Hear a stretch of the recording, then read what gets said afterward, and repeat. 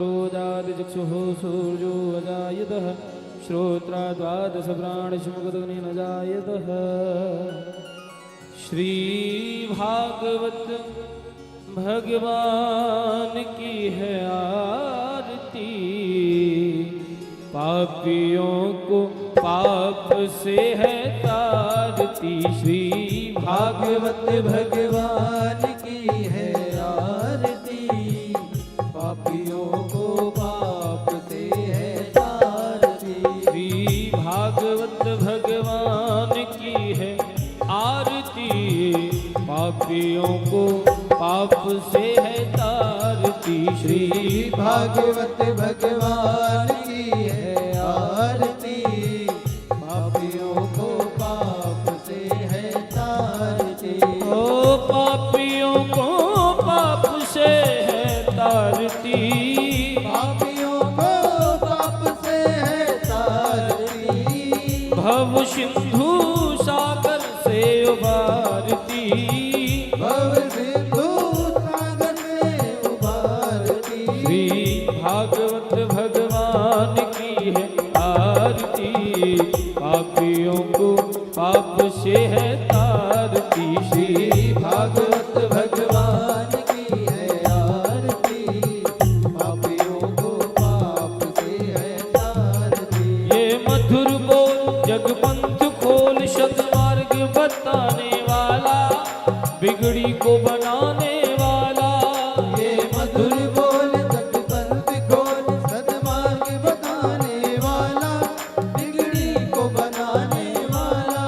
ये मधुर बोल जगपंथ खोल सद्मार्ग बताने वाला, बिगड़ी को बनाने वाला। ये मधुर बोल जगपंथ खोल सद्मार्ग दिखाने वाला, बिगड़ी को बनाने वाला। श्री राम यही घनश्याम यही, राम यही घनश्याम यही, घनश्याम यही राम यही, घनश्याम यही मेरे राम यही। प्रभु महिमा की आरती, पापियों को पाप से है तारती। श्री भागवत भगवान की है आरती, पापियों को पाप से है तारती। ये अमर ग्रंथ ये मुक्ति पंथ ये पंचम वेद निराला, नव ज्योति जगाने वाला। ये अमर ग्रंथ ये मुक्ति पंथ ये पंचम वेद निराला, नव ज्योति जगाने वाला। ये अमर ग्रंथ ये मुक्ति पंथ ये पंचम वेद निराला, नव ज्योति जगाने वाला। ये अमर ग्रंथ ये मुक्ति पंथ ये पंचम वेद निराला, नव ज्योति जगाने वाला। हे हरि नाम यही हरि धाम यही, हरि नाम यही हरि धाम यही, हरि नाम यही हरि धाम यही। हरि नाम यही हरि धाम यही। जग मंगल की आरती, पापियों को पाप से है तारती। श्री भागवत भगवान की है आरती, पापियों को पाप से है तारती। ये शांति गीत पावन पुनीत पापों को मिटाने वाला, हरि दर्श कराने वाला। शांति गीत पावन पुनीत पापों को मिटाने वाला, हरि दर्श कराने वाला। ये सुख करणी ये दुख हरणी, ये सुख करणी ये दुख हरणी। श्री मधुसूदन की आरती, पापियों को पाप से है तारती। श्री भागवत भगवान की है आरती, पापियों को पाप से है तारती।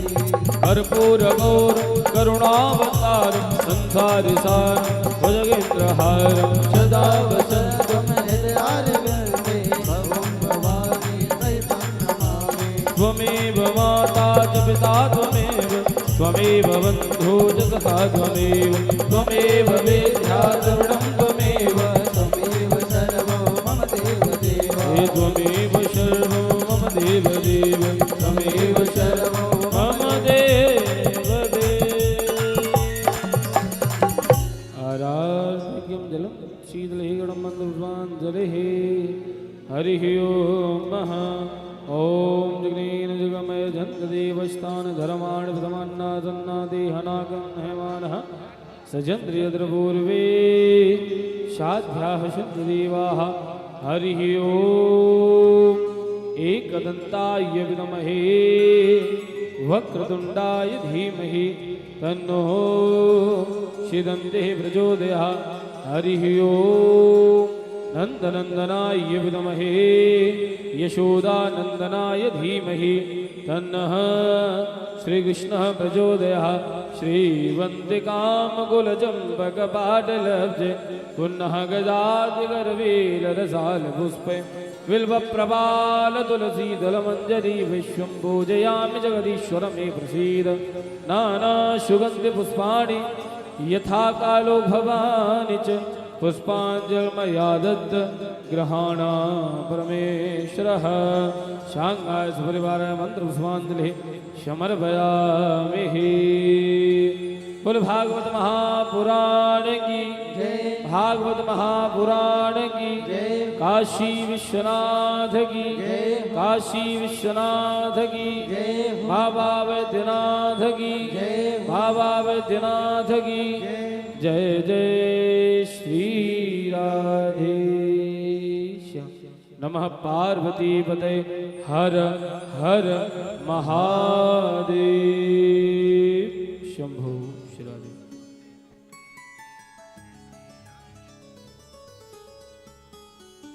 सभी अपने अपने स्थान पर बैठ जाएंगे। बैठ करके आज द्वितीय दिवस की पावन कथा में आप हम सभी प्रवेश करेंगे। आज श्रीधाम वृंदावन से पधारी हुई परम पूज्य देवी गौर प्रिया जी की सुमधुर वाणी में आप हम सभी भगवान की इस पावन गाथा को श्रवण कर रहे हैं और इस कथा का लाइव प्रसारण आप सभी अपने अपने मोबाइल में भी देख सुन सकते हैं। देवी गौर प्रिया जी यूट्यूब चैनल के माध्यम से भगवान की इस पावन कथा को आप सभी अपने अपने मोबाइल में भी देख सुन सकते हैं। चैनल का नाम देवी गौर प्रिया जी श्री राधे। जय जय श्री राधे।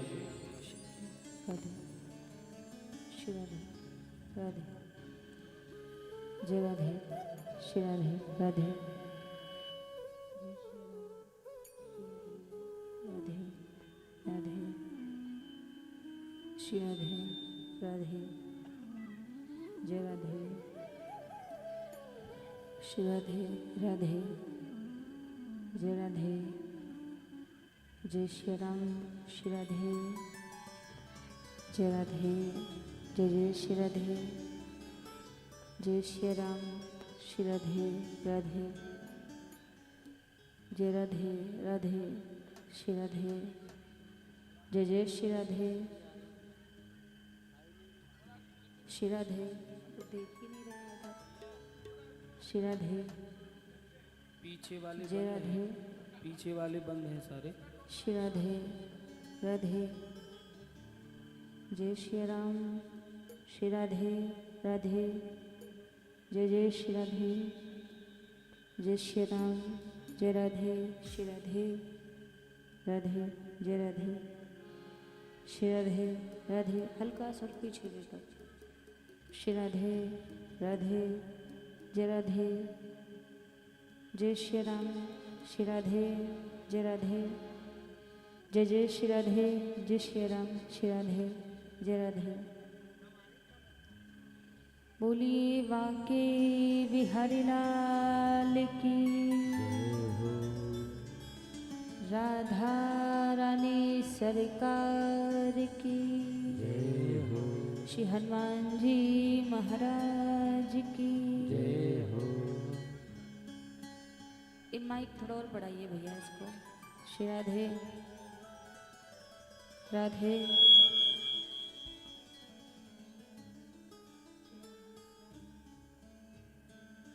जय श्री राम श्री राधे राधे जय जय श्री राधे जय श्री राम श्री राधे जय राधे जय जय श्री राधे जय श्री राम। श्री राधे।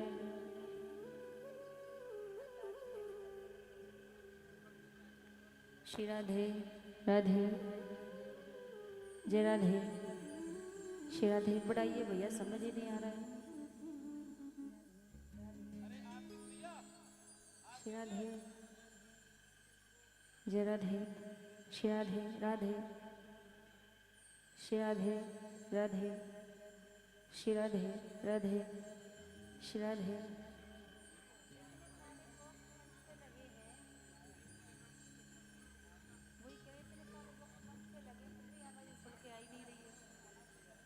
श्री राधे राधे जय राधे। श्री राधे जय श्री राम। जय राधे। श्री राधे राधे राधे जय राधे। श्री राधे जय जय श्री राधे राधे।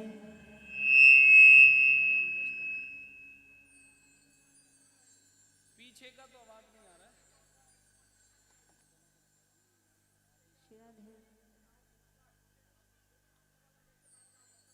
श्री राधे।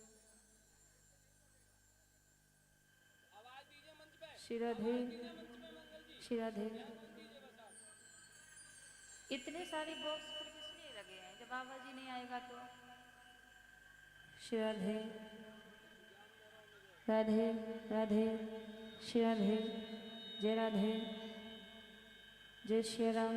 श्री राधे जय राधे। जय जय श्री राधे। जय राधे राधे जय श्री राम। श्री राधे जय राधे। श्री राधे राधे राधे जय राधे। श्री राधे। श्री राधे राधे जय राधे। श्री राधे जय श्री राम। श्री राधे। वही तो आवाज ही नहीं आ रही, तो पीछे बिल्कुल नहीं है, इनमें आ रही तो सीटी बढ़ा देता है। श्री राधे राधे जय श्री राम। श्री राधे। श्री राधे। ई को कम कर दीजिए उसका हल्का सा। श्री राधे राधे जय राधे। जय श्री राम। श्री राधे। तो उधर आवाज आ रही, इधर हमें नहीं आएगी तो हमें समझ ही नहीं आएगा कि हम क्या गा रहे हैं, क्या बोल रहे हैं। श्री राधे राधे जय श्री राम। जय राधे। श्री राधे जय राधे। श्री राधे जय श्री राम। जय राधे। जय जय श्री राधे। बोलिए बांके बिहारी लाल की। राधा रानी सरकार की।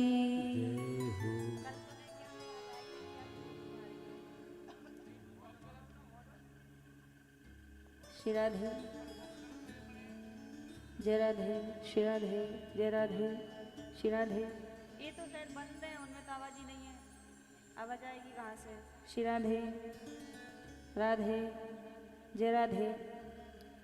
जय जय श्री राधे। जय श्री राम।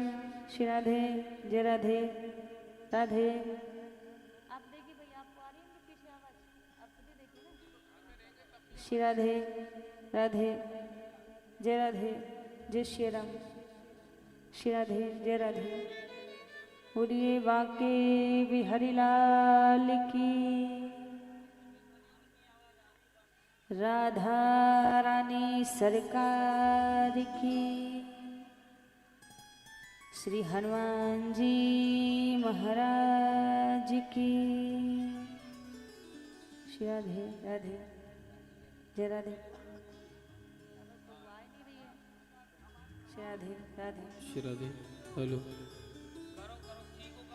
जय श्री राम। श्री राधे जय राधे।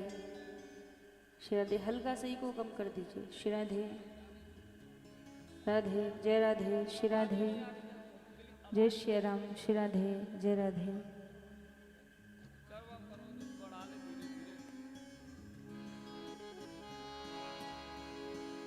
हरि ओम।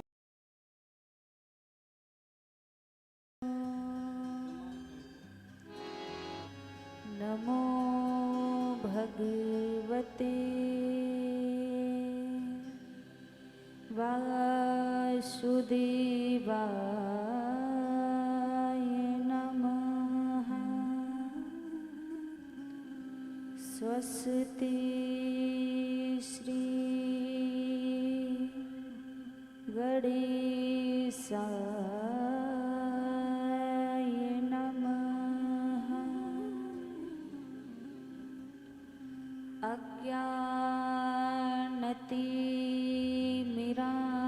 अज्ञानतिमिरान्धस्य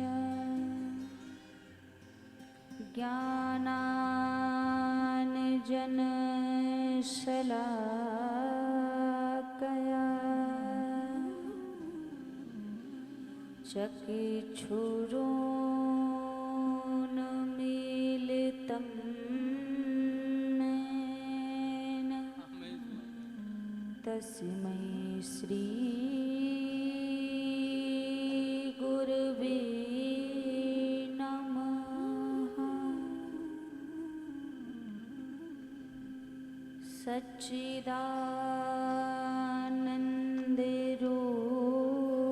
सच्चिदानन्दरूपाय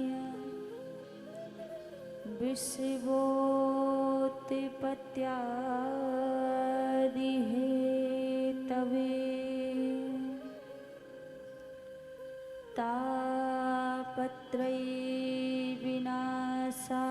तापत्रयविनाशाय श्रीकृष्णाय वयं नमः।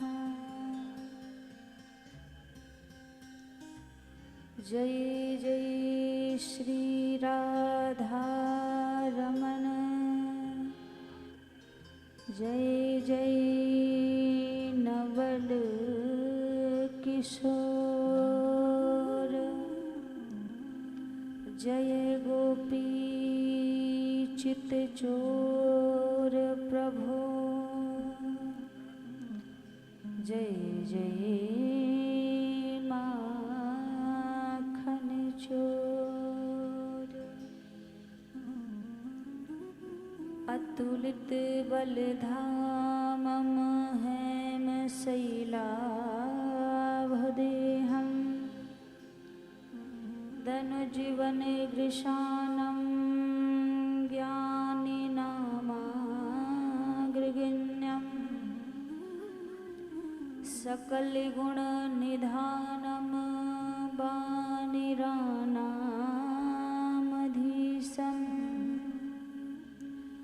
रघुपति प्रिय भगतं वात जातं नमामि।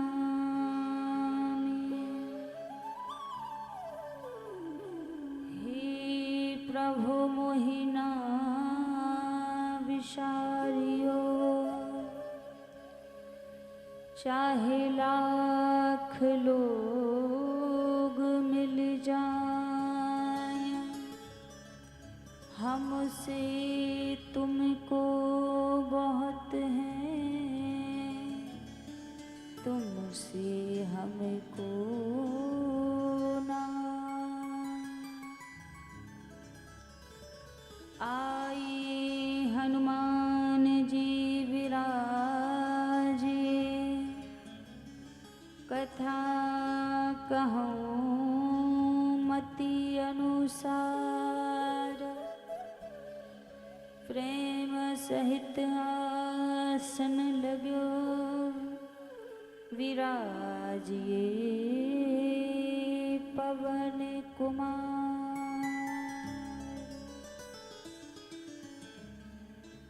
हरे कृष्ण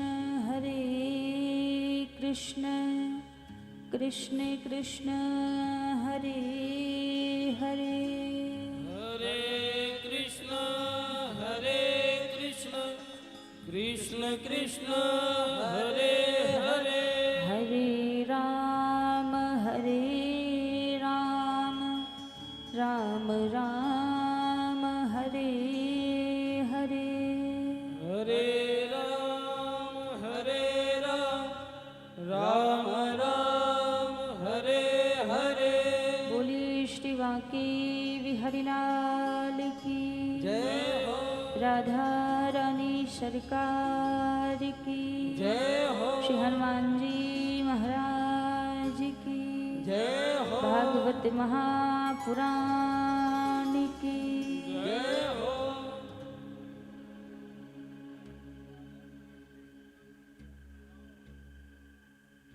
आइए सभी भक्तजन आज की पावन मंगलमय कथा में प्रवेश करने से पहले मन और वाणी को पवित्र करते हुए प्रभु के श्री चरणारविंदों का ध्यान करते हुए सभी आज की पावन मंगलमय कथा में बड़े भाव और प्रेम से प्रवेश करेंगे। सभी हमारे साथ में मिलकर भाव से प्रार्थना करते हुए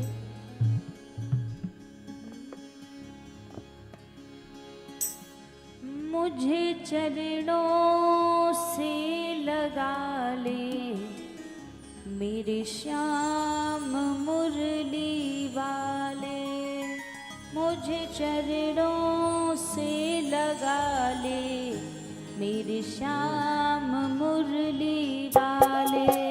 मुझे चरणों से लगा ले मेरे श्याम मुरली वाले, मुझे चरणों से लगा ले मेरे श्याम मुरली वाले, मुझे चरणों से लगा ले मेरे श्याम मुरली वाले। मेरी श्वास श्वास में तेरा, मेरी श्वास श्वास में तेरा, मेरी श्वास श्वास में तेरा, मेरी श्वास श्वास में तेरा।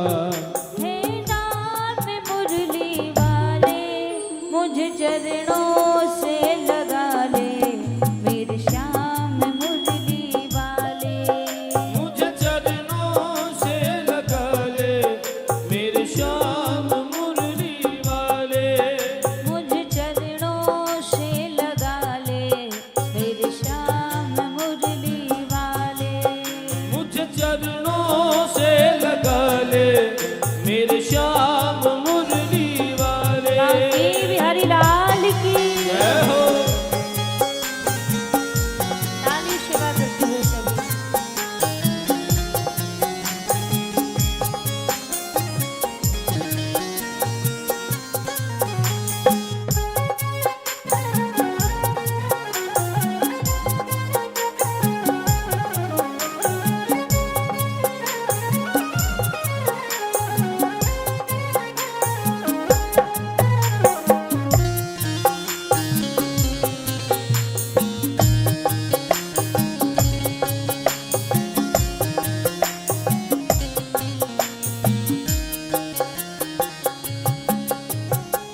भगीतों की तुमने कान्हा विपदा है टारी, भक्तों की तुमने कान्हा विपदा है तारी, भगीतों की तुमने कान्हा विपदा है टारी, भक्तों की तुमने कान्हा विपदा है तारी।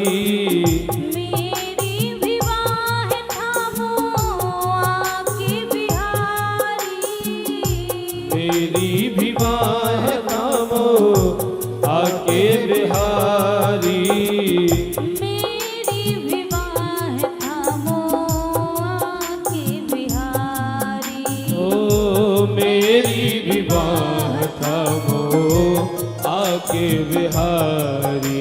बिगड़ बनाए तुमने, बिगड़ बनाए तुमने, हर काम मुरली वाले, मुझे चरणों से लगा ले मेरे श्याम मुरली वाले, मुझे चरणों से लगा ले मेरे श्याम मुरली वाले, मुझे चरणों से लगा ले मेरे श्याम मुरली वाले।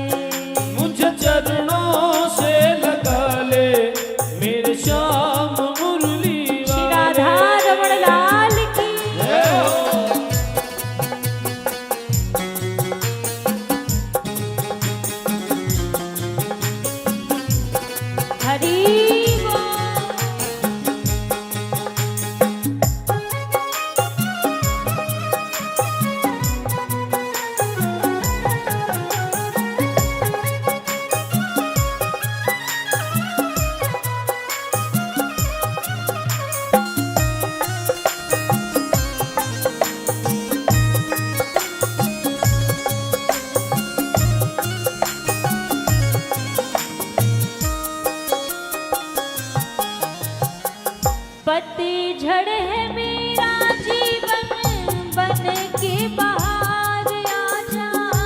पतझड़ है मेरा जीवन बन के बहार आजा।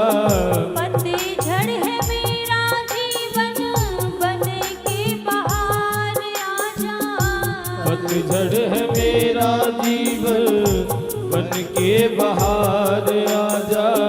सुन ले पुकार कान्हा बस एक बार आजा। सुन ले पुकार कान्हा बस एक बार आजा।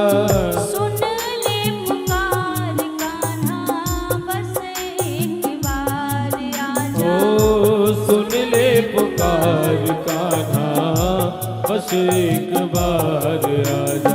बेचैन मन के तुम ही, ओ बेचैन मन के तुम ही, बेचैन मन के तुम ही, बेचैन मन के तुम ही। आराम मुरली वाले मुझ चरणों से लगा ले। मेरे श्याम मुरली वाले मुझ चरणों से लगा ले मेरे श्याम मुरली वाले। मुझ चरणों से लगा ले मेरे श्याम मुरली वाले। मुझ चरणों से लगा ले मेरे श्याम मुरली वाले। भक्त वत्सल भगवान की जय हो।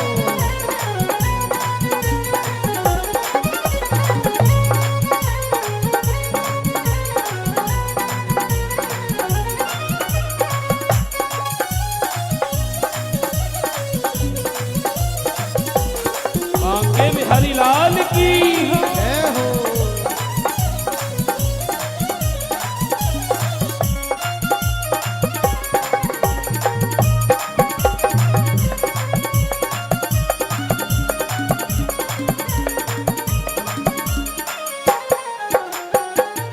तुम हो दया के सागर जन्मों की मैं हूँ प्यासी। तुम हो दया के सागर जन्मों की मैं हूँ प्यासी। तुम हो दया के सागर जन्मों की मैं हूँ प्यासी। तुम हो दया के सागर जन्मों की मैं हूँ प्यासी। दे दो जगह मुझे भी चरणों में बस जरा सी। दे दो जगह मुझे भी चरणों में बस जरा सी। दे दो जगह मुझे भी चरणों में बस जरा सी। दे दो जगह मुझे भी चरणों में बस जरा सी। सुबह तुम ही हो तुम ही मेरी सुबह तुम ही हो तुम ही मेरी शाम मुरली वाले मुझ चरणों से लगा ले। मेरे श्याम मुरली वाले मुझ चरणों से लगा ले मेरे श्याम मुरली वाले। मुझ चरणों से लगा ले मेरे श्याम मुरली वाले।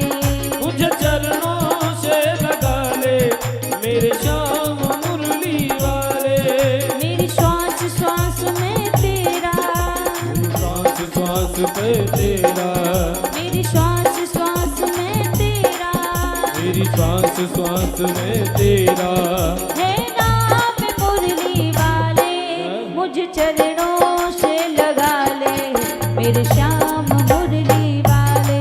मुझ चरणों से लगा ले मेरे श्याम मुरली वाले।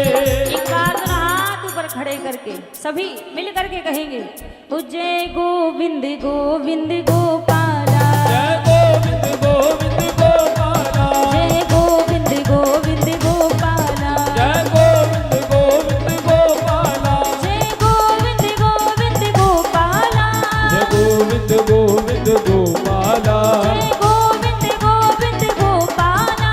जय गोविंद गोविंद गोपाला। मेरो मुरली मनोहर नंद लाला। मेरो मुरली मनोहर नंद लाला। मेरो मुरली मनोहर नंद लाला। मेरो मुरली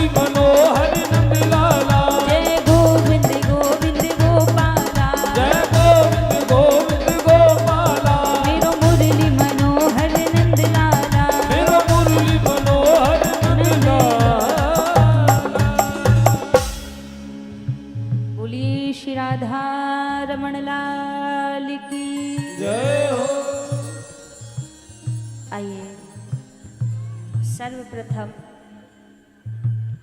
मेरे परम आराध्य अकारण करुणा वरुणालय अनंत कोटि कल्पतरु पीतांबरधारी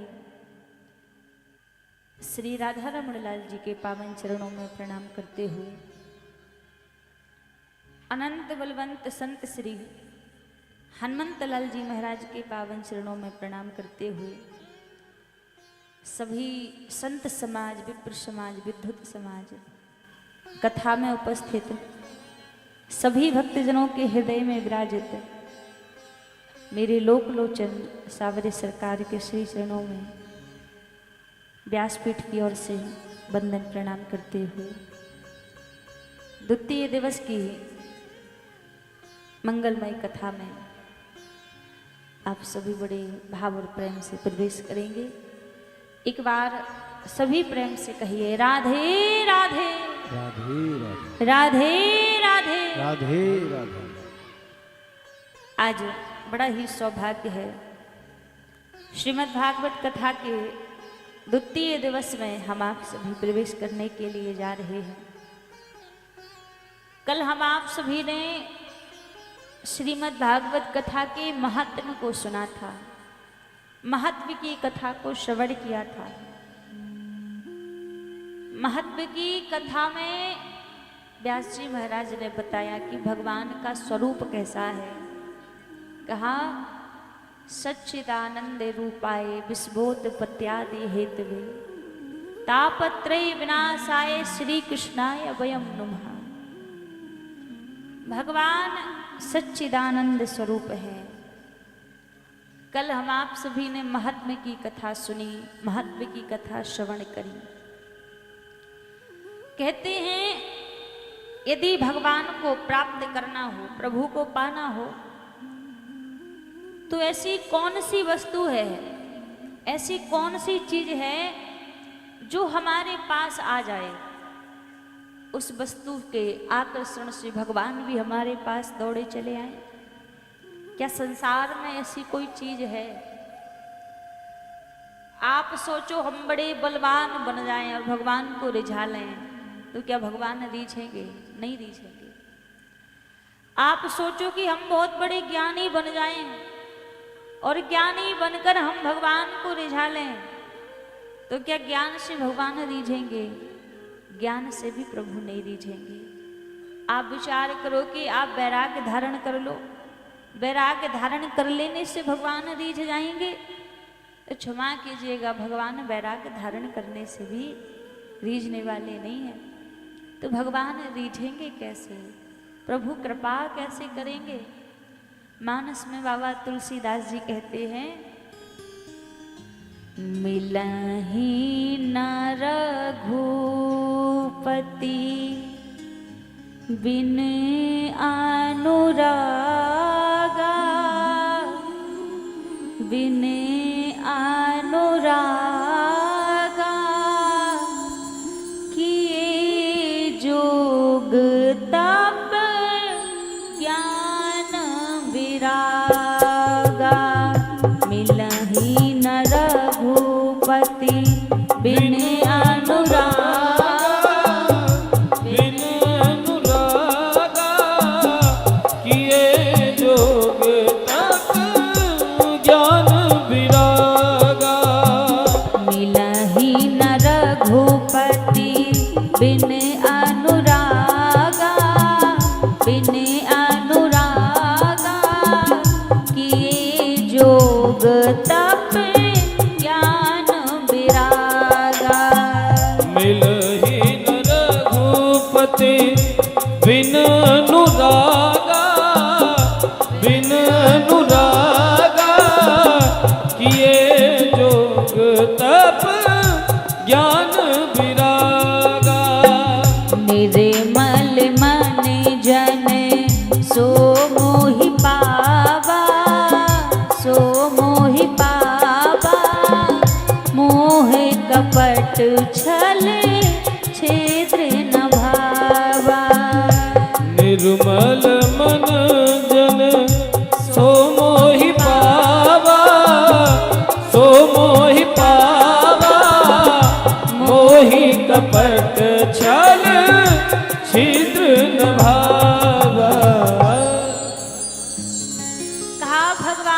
यदि पाना हो तो कैसे प्रभु मिलेंगे। कहा मिलहि ना रघुपति बिन अनुरागा, किए जोग तप ज्ञान विरागा। यदि प्रभु को प्राप्त करना है तो भगवान मिलेंगे तो केवल मात्र अनुराग से। जब तक हमारे हृदय में भगवान के प्रति अनुराग नहीं है तब तक आप लाख प्रयास कर लो कि भगवान रीझ जाएं, प्रभु कृपा कर दें, तो भी प्रभु रीझने वाले नहीं है, कृपा करने वाले नहीं है, क्योंकि प्रभु अनुराग से ही रीझते हैं। अच्छा, एक होता है राग और एक होता है अनुराग। राग किसे कहते हैं? जो प्रेम हम दुनिया वालों से करते हैं, घर परिवार रिश्तेदार इत्यादि से जो हम प्रेम करते हैं, वो राग कहलाता है। और जो राग कहलाता है, यदि राग के चक्कर में फंसोगे तो पक्की बात है जो राग रूपी रस्सी है ना, इसका दूसरा कोना जाके नरक के द्वार से बंधा हुआ है। लेकिन यदि वही प्रेम हमें भगवान से हो जाए, जो प्रेम हम संसार में करते हैं, यदि वही प्रेम हमें भगवान से हो जाए तो वही अनुराग कहलाता है। और अनुराग का बंधन ऐसा है, अनुराग यदि हृदय में आ गया तो ठाकुर जी के चरण बिंदों तक पहुंचने में देरी नहीं लगेगी। अब कहते हैं अनुराग और राग में इतना अंतर क्यों है? प्रेम तो वही है, वही हमने दुनिया में किया है, वही दुनिया वालों से किया, वही प्रेम भगवान से कर लिया, तो वो अनुराग बन गया और ये राग रह गया। ऐसा क्यों? क्योंकि जब ये प्रेम हम आप सभी दुनिया वालों से करते हैं ना, तब उस प्रेम में विकार आ जाते हैं। काम, क्रोध, लोभ, मोह, मद, मत्सर इत्यादि विकार उसमें आ जाते हैं, तो वो फिर राग बन जाता है। और जब वो प्रेम भगवान से होता है ना, तो उसमें सारे विकार नहीं होते।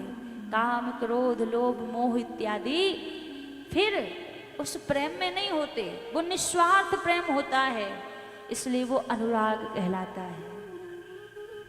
और अनुराग यदि हृदय में आ गया तो भगवान को कृपा करने में फिर देरी नहीं लगेगी। प्रभु कृपा करने में फिर देरी नहीं करते, जिसके हृदय में अनुराग आ जाए। बस शर्त एक ही है, क्या?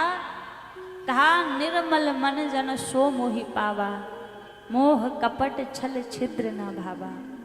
हृदय में अनुराग हो और मन निर्मल हो, मन पवित्र हो, फिर भगवान को कृपा करने में देरी नहीं लगती है। अब ऐसा नहीं कि ऊपर से तो राम राम कर रहे हैं और अंदर वही विकार भर रखे हैं, दूसरों के प्रति बुरा सोच रहे हैं, ईर्ष्या कर रहे हैं, बुराइयां कर रहे हैं, तो ऐसे में भगवान कभी नहीं रीझते हैं। क्योंकि प्रभु कहते हैं जिसका मन निर्मल है वो भजन करे या ना करे, वो बिना भजन में भी मुझे प्राप्त कर लेता है। जिसका मन निर्मल है, स्वभाव जिसका सरल है। अच्छा, कहते हैं ना कि सरल बनो, यदि भक्ति के मार्ग में आए हैं तो सरल बनो। अब पहले तो कह दिया कि सरल बनो, लेकिन सरल शब्द जितना कहना सरल है उतना ही जीवन में बनना कठिन है। कह तो सभी देते हैं, लेकिन जीवन में उतारना, जीवन में सरल बनना सबसे कठिन है। और जिस समय व्यक्ति जीवन में सरल बन जाता है ना, उस समय फिर भगवान को वो प्रिय लगने लग जाता है, भगवान को प्यारा लगने लग जाता है। और जिसकी हृदय में सरलता है फिर भगवान कृपा करने में देरी नहीं करते। एक भगवान के भक्त हुए हैं, केवट जाति से केवट थे, हृदय से इतने सरल थे, इतने सरल थे कि मानो किसी के प्रति इनके हृदय में कोई विकार था ही नहीं, कोई काम क्रोध था ही नहीं। इनका स्वभाव कैसा? कोई व्यक्ति पूछे भैया केवट कैसे हो, इनका स्वभाव एक ही, राम जी जाने, राम जी की कृपा है। हमारी आपकी तरह नहीं। हम क्या करते हैं, कुछ अच्छा हो जाए ना तो हम कहते हैं हमने किया था इसलिए अच्छा हो गया, और वहीं कुछ बुरा हो जाए तो हम कहने लग जाते हैं भगवान की इच्छा थी इसलिए बुरा हो गया। लेकिन ना, शरणागति और सहज स्वभाव कैसा था इनका यदि जीवन में कुछ अच्छा हो जाए तो भी कहते राम जी जाने, राम जी की कृपा है। और जीवन में कुछ बुरा हो जाए तो भी कहते मेरे राम जी जाने, राम जी की कृपा है। अब एक बार क्या हुआ, इनके घर में आर्थिक स्थिति कमजोर थी, गरीब थे। इनकी बेटी विवाह योग्य हुई। ये जो कथा हम आपको सुना रहे हैं कोई सतयुग द्वापर त्रेता की कथा नहीं है, इसी कलिकाल की बात है, इसी कलयुग की बात है। ज्यादा से ज्यादा 200 वर्ष पुरानी बात होगी। तो इनकी बेटी जब विवाह योग्य हुई तो इनके जो दोनों बालक थे वो कहने लगे पिताजी आप जाइए और हमारे गांव के जो जमींदार हैं आप उनसे जाकर कुछ उधार ले लीजिए और हम अपनी बहन का विवाह कर देते हैं। उसके बाद हम परदेश जाएंगे और परदेश जाकर पैसा रुपया कमा कर लाएंगे, फिर वो पैसा आप जमींदार को लौटा देना। जैसे ही कहा तो सेठ जी ने यही किया। गांव के जमींदार के पास गए, कुछ उधार पैसा उनसे ले आए और उधार पैसा लाके खूब बढ़िया तरीके से अपनी बेटी का विवाह कर दिया। अब दोनों बेटे परदेश चले गए पैसा कमाने के लिए और कुछ समय बाद जब इनके दोनों बालक लौट कर आए तो कहा पिताजी आपने जो जमींदार से उधार लिया था वो उधार जाकर दे दीजिए वापस। उन पैसों को लेकर सेठ जी पहुंच गए, यहाँ जमींदार के पास में केवट पहुंच गए और कहा महाराज हमने आपसे जो उधार लिया था हम वो लौटाने के लिए आए हैं। अब पैसा ले लिया जमींदार ने, एक पर्ची पर लिखा जमींदार ने कि सेठ जी ने मुझसे जितना उधार दिया था, केवट ने मुझसे जितना उधार लिया था वो सारा उधार चुका दिया है। अब बोले देखो भैया केवट हमने लिख दिया इसको ठीक से पढ़ लेना। अब केवट पढ़ा लिखा तो था ही नहीं, लेकिन स्वभाव क्या था, बोले महाराज हमें पढ़ना लिखना तो आता ही नहीं है, आपने क्या लिखा है, लेकिन जो भी लिखा है मेरे राम जी जाने। अब जो लिखा है मैं तो कुछ जानता नहीं हूँ, राम जी जाने।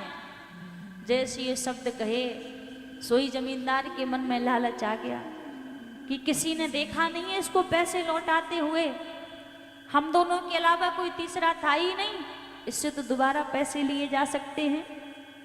छल करके जमींदार ने वो पुरानी पर्ची केवट को दे दी जिस पर्ची में लिखा था कि इतना इतना केवट ने उधार लिया है।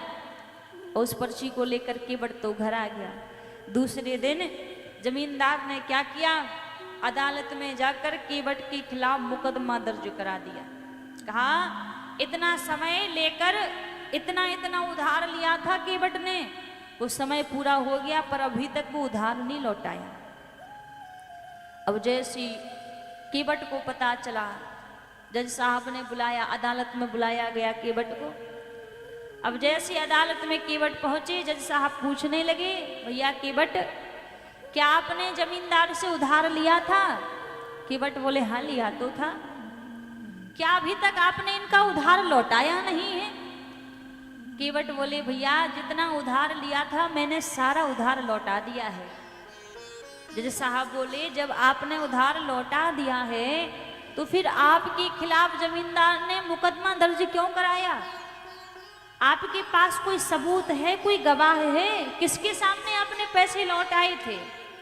हृदय से सरल थे केवट, बोलने लगे राम जी तो सब देख रहे थे। अब जैसे कहा कि राम जी तो सब देख रहे थे, जज साहब को लगा कि शायद कोई राम जी नाम का व्यक्ति होगा। जज साहब बोले अच्छा जब आपके राम जी सब देख रहे थे तो ऐसा करना कल आप अपने राम जी को लेकर आना, जब वो गवाही देंगे तब हम मानेंगे कि आपके राम जी देख रहे थे। अब केवट वहां से आ गया। अब जो अदालत से जो रसीद मिली हुई थी उसको जाकर जो गांव में रघुनाथ जी का मंदिर था उस मंदिर में जाकर वो रसीद रख दी और हाथ जोड़कर प्रार्थना करने लगे, हे नाथ आप तो भली भांति जानते हैं मेरा इसमें कोई दोष नहीं है, मैंने जितना पैसा लिया था सारा पैसा लौटा दिया है, अब मेरी लाज आपके हाथ में है, आप देख लेना। इतना कहकर केवट अपने घर चले गए। अब जैसी दूसरा दिन हुआ, दूसरे दिन केवट फिर अदालत में गए। अब जैसी दोबारा अदालत में गए, जमींदार बड़ा प्रसन्न हो रहा है कि आज तो दोबारा पैसे मिलेंगे या फिर केवट को सजा होगी, दो में से एक कार्य जरूर होगा, बड़ा प्रसन्न हो रहा था। इतने में जज साहब आए। जज साहब बोले केवट तुम्हारे राम जी आ गए। अब भरोसा तो था ही, केवट को हृदय से सरल था, बोला वो तो पहले से ही है, उनको आने की थोड़ी ना जरूरत है, वो तो पहले से आके बैठे हुए हैं। अब जैसे ही कहा कि पहले से आके बैठे हैं, जज साहब को लगा कि शायद आ चुके होंगे, तभी कह रहा है कि पहले से आके बैठे हैं। जज साहब ने 3 बार आवाज लगाई, राम जी हाजिर हो, राम जी हाजिर हो, राम जी हाजिर हो। और जैसी आवाज लगाई, सामने से जज साहब ने क्या देखा, धोती कुर्ता पहनकर, सर पे सापा बांध के, हाथ में लाठी लेकर एक बुजुर्ग व्यक्ति चला आ रहा है। अब जैसे उस व्यक्ति को देखा तो जमींदार तो देख कर रह गया कि ये कौन आ गया। जब इसने पैसे लौटाए थे तब तो कोई था ही नहीं, फिर ये कौन आया है। जज साहब बोले क्या आप ही राम जी हो? वो बुजुर्ग व्यक्ति कहने लगा हाँ हम ही राम जी हैं। आपके सामने केवट ने जमींदार को पैसे लौटाए थे? बोले हमारे सामने पैसे लौटाए थे। जज साहब बोले हम कैसे आपके ऊपर भरोसा कर लें, ये आपके सामने पैसे लौटाए थे, आपके पास क्या सबूत है, क्या गवाह है? वो बुजुर्ग व्यक्ति कहने लगा जज साहब गवाह सबूत मेरे पास नहीं है, गवाह सबूत तो खुद यहाँ पर जमींदार के पास में है।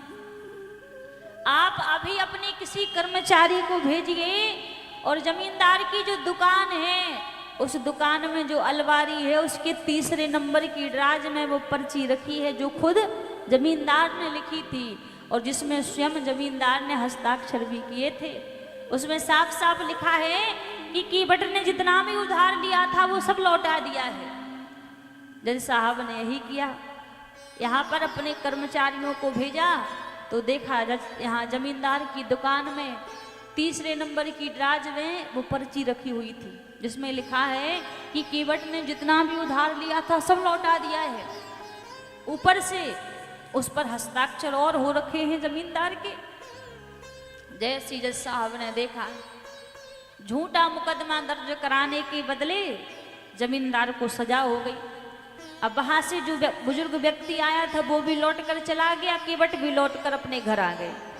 रात्रि में जज साहब भी लौट कर अपने घर आ गए। लेकिन हुआ क्या, रात्रि का समय था, आज जज साहब का मन बड़ा विचलित है। जज साहब को लग रहा है कि मैंने इतने बड़े बड़े गवाह देखे हैं पर आज तक मैंने ऐसा गवाह नहीं देखा, इनसे तो दोबारा भेंट करने का मन कर रहा है। अब जो ऐसी भोर की बेला हुई, केवट के गांव पहुंच गए जज साहब और कहने लगे भैया जो राम जी नाम के व्यक्ति कल तुम्हारे साथ आए हुए थे वो कहाँ रहते हैं? जो गवाह देने के लिए आए थे उनका घर कहाँ है? केवट कहने लगा महाराज क्षमा कीजिएगा, हमने खुद प्रथम बार उन व्यक्ति को वहां पर देखा है, हम नहीं जानते उनको। अब जैसे कहा हम नहीं जानते उनको, जज साहब को लगा कि शायद बता नहीं रहा हुए। पूरे गांव वालों से पूछा कि आपके गांव में जो राम जी नाम के सज्जन व्यक्ति रहते हैं उनका घर कौन सा है? जो 1-2 व्यक्ति राम जी नाम के रहते थे उनको जाकर देखा तो जिस व्यक्ति को जज साहब ढूंढ रहे हैं वो है ही नहीं। एक एक करके पूरे गांव में जाकर ढूंढ लिया पर वो व्यक्ति कहीं नहीं मिला। जब शाम को फिर जज साहब अपने घर लौट कर आए और अपने घर में बैठकर रोने लगे। जब घर में बैठकर रोने लगे तो घर वाले सब पूछने लगे आप क्यों रो रहे हैं, क्या बात है, रोने का कारण क्या है? जज साहब कहने लगे मेरे रोने का कारण क्या है, मैं किस लिए रो रहा हूं? कहा शिव शारद नारद शेष गणेश की नहीं ध्यान में आते रहे। शिव शारद नारद शेष महेश के नहीं ध्यान में आते रहे। सोई आज बिनी अदालत में क्यों टाके गवाह कहाते रहे। सोई आज विनीत अदालत में के वट के गवाह कहाते रहे। जज साहब बोले जो भगवान शिव शारद नारद शीश गणेश के नहीं ध्यान में जाते रहे, जो बड़े बड़े देवों के बड़े बड़े संतों के ध्यान में नहीं जाते, आज उस केवट की सरलता से रीझ कर वो भगवान केवट के गवाह बनकर अदालत में आए। अब जैसी कहा कि केवट के गवाह बनकर आए तो सब कहने लगे इसमें फिर रोने की क्या बात है, आपको तो प्रसन्न होना चाहिए कि आपको किसी ना किसी तरीके से भगवान के दर्शन तो हुए, फिर आप रो क्यों रहे हैं। जज साहब बोले मेरे रोने का कारण दूसरा है। बोले कारण कौन सा है। सुखे धोके हुदर्श दिए को भये। सुख धोके हो दर्श दिए को भये। दुख नाहिन को तज जाते रहे। दुख नाइन को तज जाते रहे। जज साहब बोले मुझे सुख मिला है भगवान के दर्शन का, मुझे इसकी तो बड़ी प्रसन्नता है और इस बात का भी दुख नहीं है कि भगवान आए और छोड़कर चले गए। तो कहा फिर आप रो क्यों रहे हैं, आपके रोने का कारण क्या है। जज साहब बोले मेरे रोने का कारण तो यह है कुर्सी पे बना जज बैठा रहा। कुर्सी पे बना जज बैठा रहा। जगदीश खड़े समझाते रहे। कुर्सी पे बना जज बैठा रहा। जगदीश खड़े समझाते रहे। कुर्सी पे बना जज बैठा रहा। जगदीश खड़े समझाते रहे।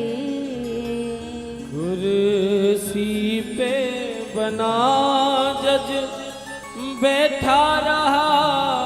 जगदीश खड़े समझाते रहे। जज साहब बोले मैं इसलिए रो रहा हूँ कि भगवान आए, उन्होंने मुझे दर्शन दिए, लेकिन मैं कुर्सी पर जज बना बैठा रहा। मैं प्रभु को पहचान नहीं सका और मेरे प्रभु खड़े खड़े मुझे समझाते रहे। मैं इसलिए रो रहा हूँ कि मुझसे अपराध हो गया कि मेरे प्रभु ने कृपा की और मैं उनको पहचान नहीं पाया। वो खड़े रहे और मैं मेरे प्रभु के सामने जज की कुर्सी पर बैठा रहा। मैं इसलिए रो रहा हूँ। उसी दिन से जज साहब ने सब कुछ त्याग दिया और वृंदावन की गलियों में जाकर भगवान का भजन करने लगे। सब कुछ त्याग कर निरंतर हमेशा के लिए प्रभु के बन गए। तो भैया यदि हमारा हृदय पवित्र है, हमारा मन यदि सरल है, तो भगवान कृपा करने में देरी नहीं करते। अब यदि हमारा मन सरल नहीं है, मन हमारा पवित्र नहीं है, तो फिर भगवान अनुग्रह नहीं करेंगे, फिर प्रभु कृपा नहीं करेंगे।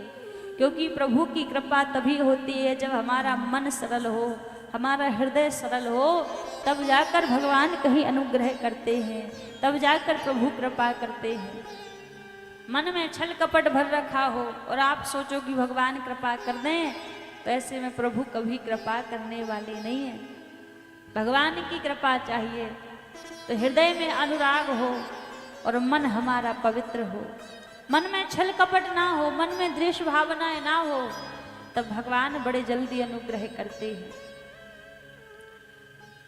तो इसलिए कहते हैं कि भगवान के सामने कभी भी हमें छल कपट नहीं करना चाहिए, दिखावा नहीं करना चाहिए, क्योंकि भगवान को कुछ चाहिए तो सरल मन चाहिए। अब कहते हैं दुनिया में देखो बड़ी बड़ी साबुन बनी है, यदि किसी कपड़े में दाग लग जाए तो कोई भी साबुन लेकर आओ, उस साबुन से कपड़े का दाग हटा लो। लेकिन कभी विचार किया है यदि हमारे मन में दाग लग जाए तो क्या दुनिया में कोई ऐसा साबुन है जो हमारे मन में लगे मैल को साफ कर सके, जो हमारे मन में लगे दाग को हटा सके? क्या कोई दुनिया में ऐसा साबुन है? कोई साबुन नहीं है। केवल मात्र एक सत्संग रूपी साबुन ही ऐसा है जो हमारे मन में लगे मैल को भी साफ कर सकता है। एक कथा रूपी साबुन ही ऐसा है कि जो मन में कई जन्मों का मैल भरा हुआ है उसको क्षण मात्र में प्रभु पवित्र कर सकते हैं। केवल मात्र भगवान का नाम ही ऐसा है, प्रभु की कथा ही ऐसी है, सत्संग ही ऐसा है कि जो हमारे मन को पावन कर दे, मन को पवित्र कर दे। क्योंकि कहते हैं मन से भगवान की भक्ति करना हर किसी के बस की बात नहीं है। हमारे ब्रज में तो बड़ा सुंदर भाव भी गाया करते हैं, मन के मंदिर में हरि को बसाना, मन के मंदिर में हरि को बसाना, बात हर एक के बस की नहीं है। मन के मंदिर में, मन के मंदिर में हरि को बसाना, बात हर एक के बस की नहीं है। मन के मंदिर में हरि को बसाना, बात हर एक के बस की नहीं है। मन के मंदिर में हरि को बसाना, बात हर एक के बस की नहीं है। खेलना पड़ता है जिंदगी से, खेलना पड़ता है जिंदगी से, भक्ति इतनी भी सस्ती नहीं है। खेलना पड़ता है जिंदगी से, भक्ति इतनी भी सस्ती नहीं है। मन के मंदिर में हरि को बसाना, बात हर एक के बस की नहीं है। मन के मंदिर में हरि को बसाना, बात हर एक के बस की नहीं है। जय हो।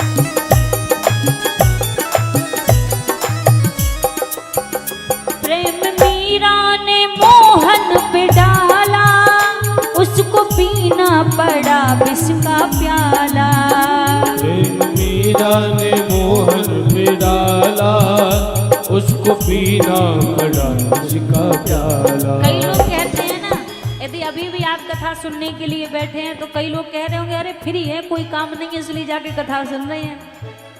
लेकिन वो क्या जाने कि कथा सुनना ही सबसे महंगा काम है संसार का, इससे बड़ा कोई दूसरा काम नहीं हो सकता।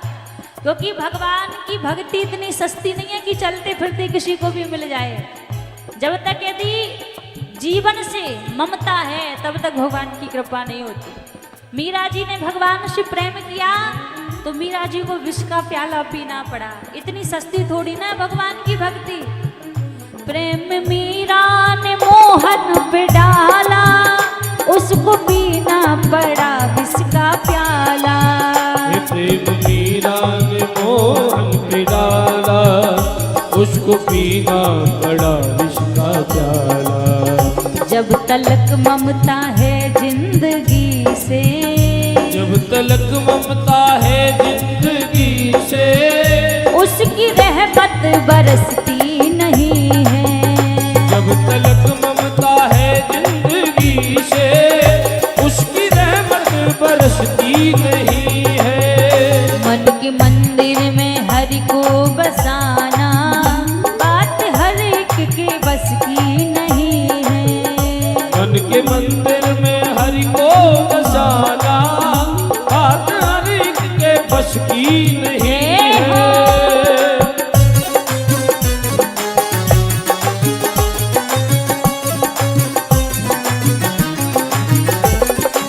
बांके बिहारी लाल की जय हो।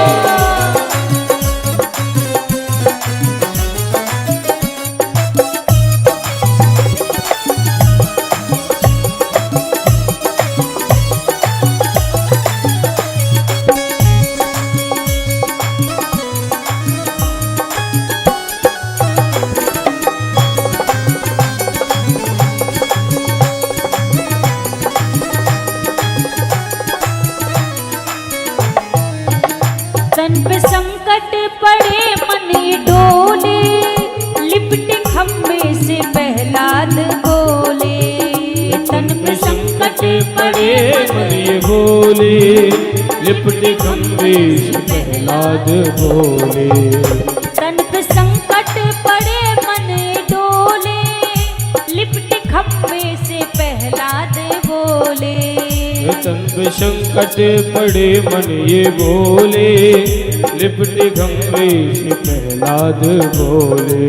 श्री प्रहलाद जी महाराज कहते हैं भगवान की भक्ति करना है ना, तो कई लोग कहते हैं कि अरे जब से हमने भगवान की भक्ति करना चालू किया है तब से जीवन में बड़े दुख आने लगे, इसलिए अब हम भगवान की भक्ति नहीं करेंगे, अब हम भगवान का नाम नहीं गाएंगे।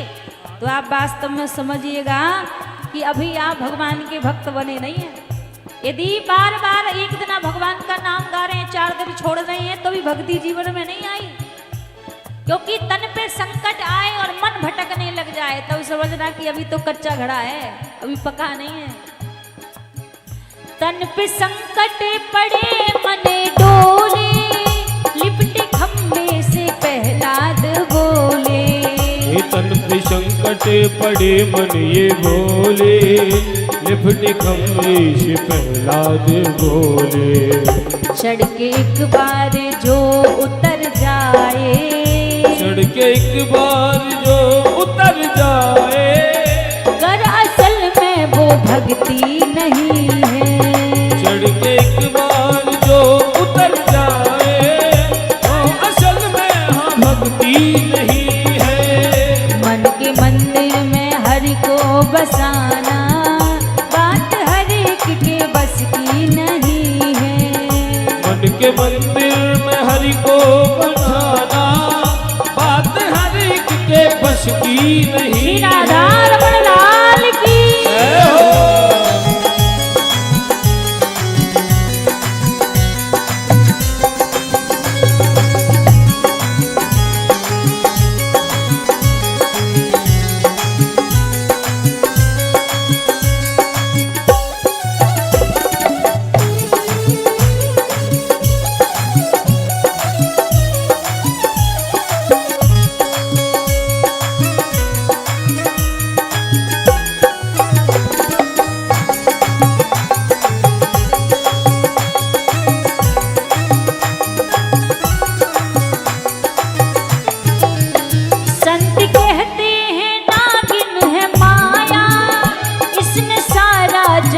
काट खाया।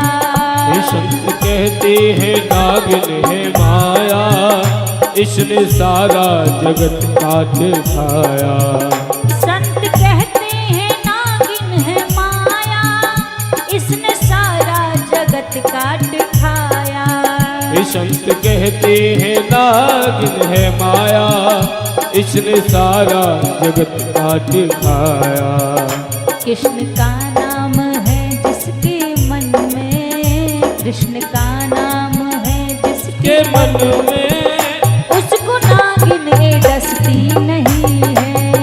कृष्ण का नाम है जिसके मन में, उसको नागिन ये डसती नहीं है। मन के मंदिर में हरि को बसाना, बात हर एक के बस की नहीं है। मन के मंदिर में हरि को बसाना, बात हर एक के बस की नहीं है। खेलना पड़ता है जिंदगी से, खेलना पड़ता है जिंदगी से, भक्ति इतनी भी सस्ती नहीं है। ओ खेलना पड़ता है जिंदगी से, भक्ति इतनी भी सस्ती नहीं है। मन के मंदिर में हरि को बसाना, बात हर एक की बस की नहीं है। मन के मंदिर में हरि को बसाना, बात हर एक के बस की नहीं है। मन के मंदिर में हरि को बसाना, बात हर एक के बस की नहीं है। मन के मंदिर में हरि को बसाना, एक बार जरा हाथ ऊपर खड़े करके सभी जय राधे राधे, जय राधे राधे, जय राधे राधे, जय राधे राधे, जय राधे राधे, राधे राधे, जय राधे राधे, राधे राधे, जय राधे राधे, राधे राधे, जय राधे राधे, राधे राधे, जय राधे राधे, राधे राधे, जय राधे राधे, राधे राधे, जय राधे राधे, राधे राधे, राधे राधे, राधे राधे, राधे राधे, राधे राधे, राधे राधे, राधे राधे, राधे राधे, राधे राधे, राधे राधे, राधे राधे, राधे राधे, राधे राधे, राधे राधे, राधे जय जय श्री राधे।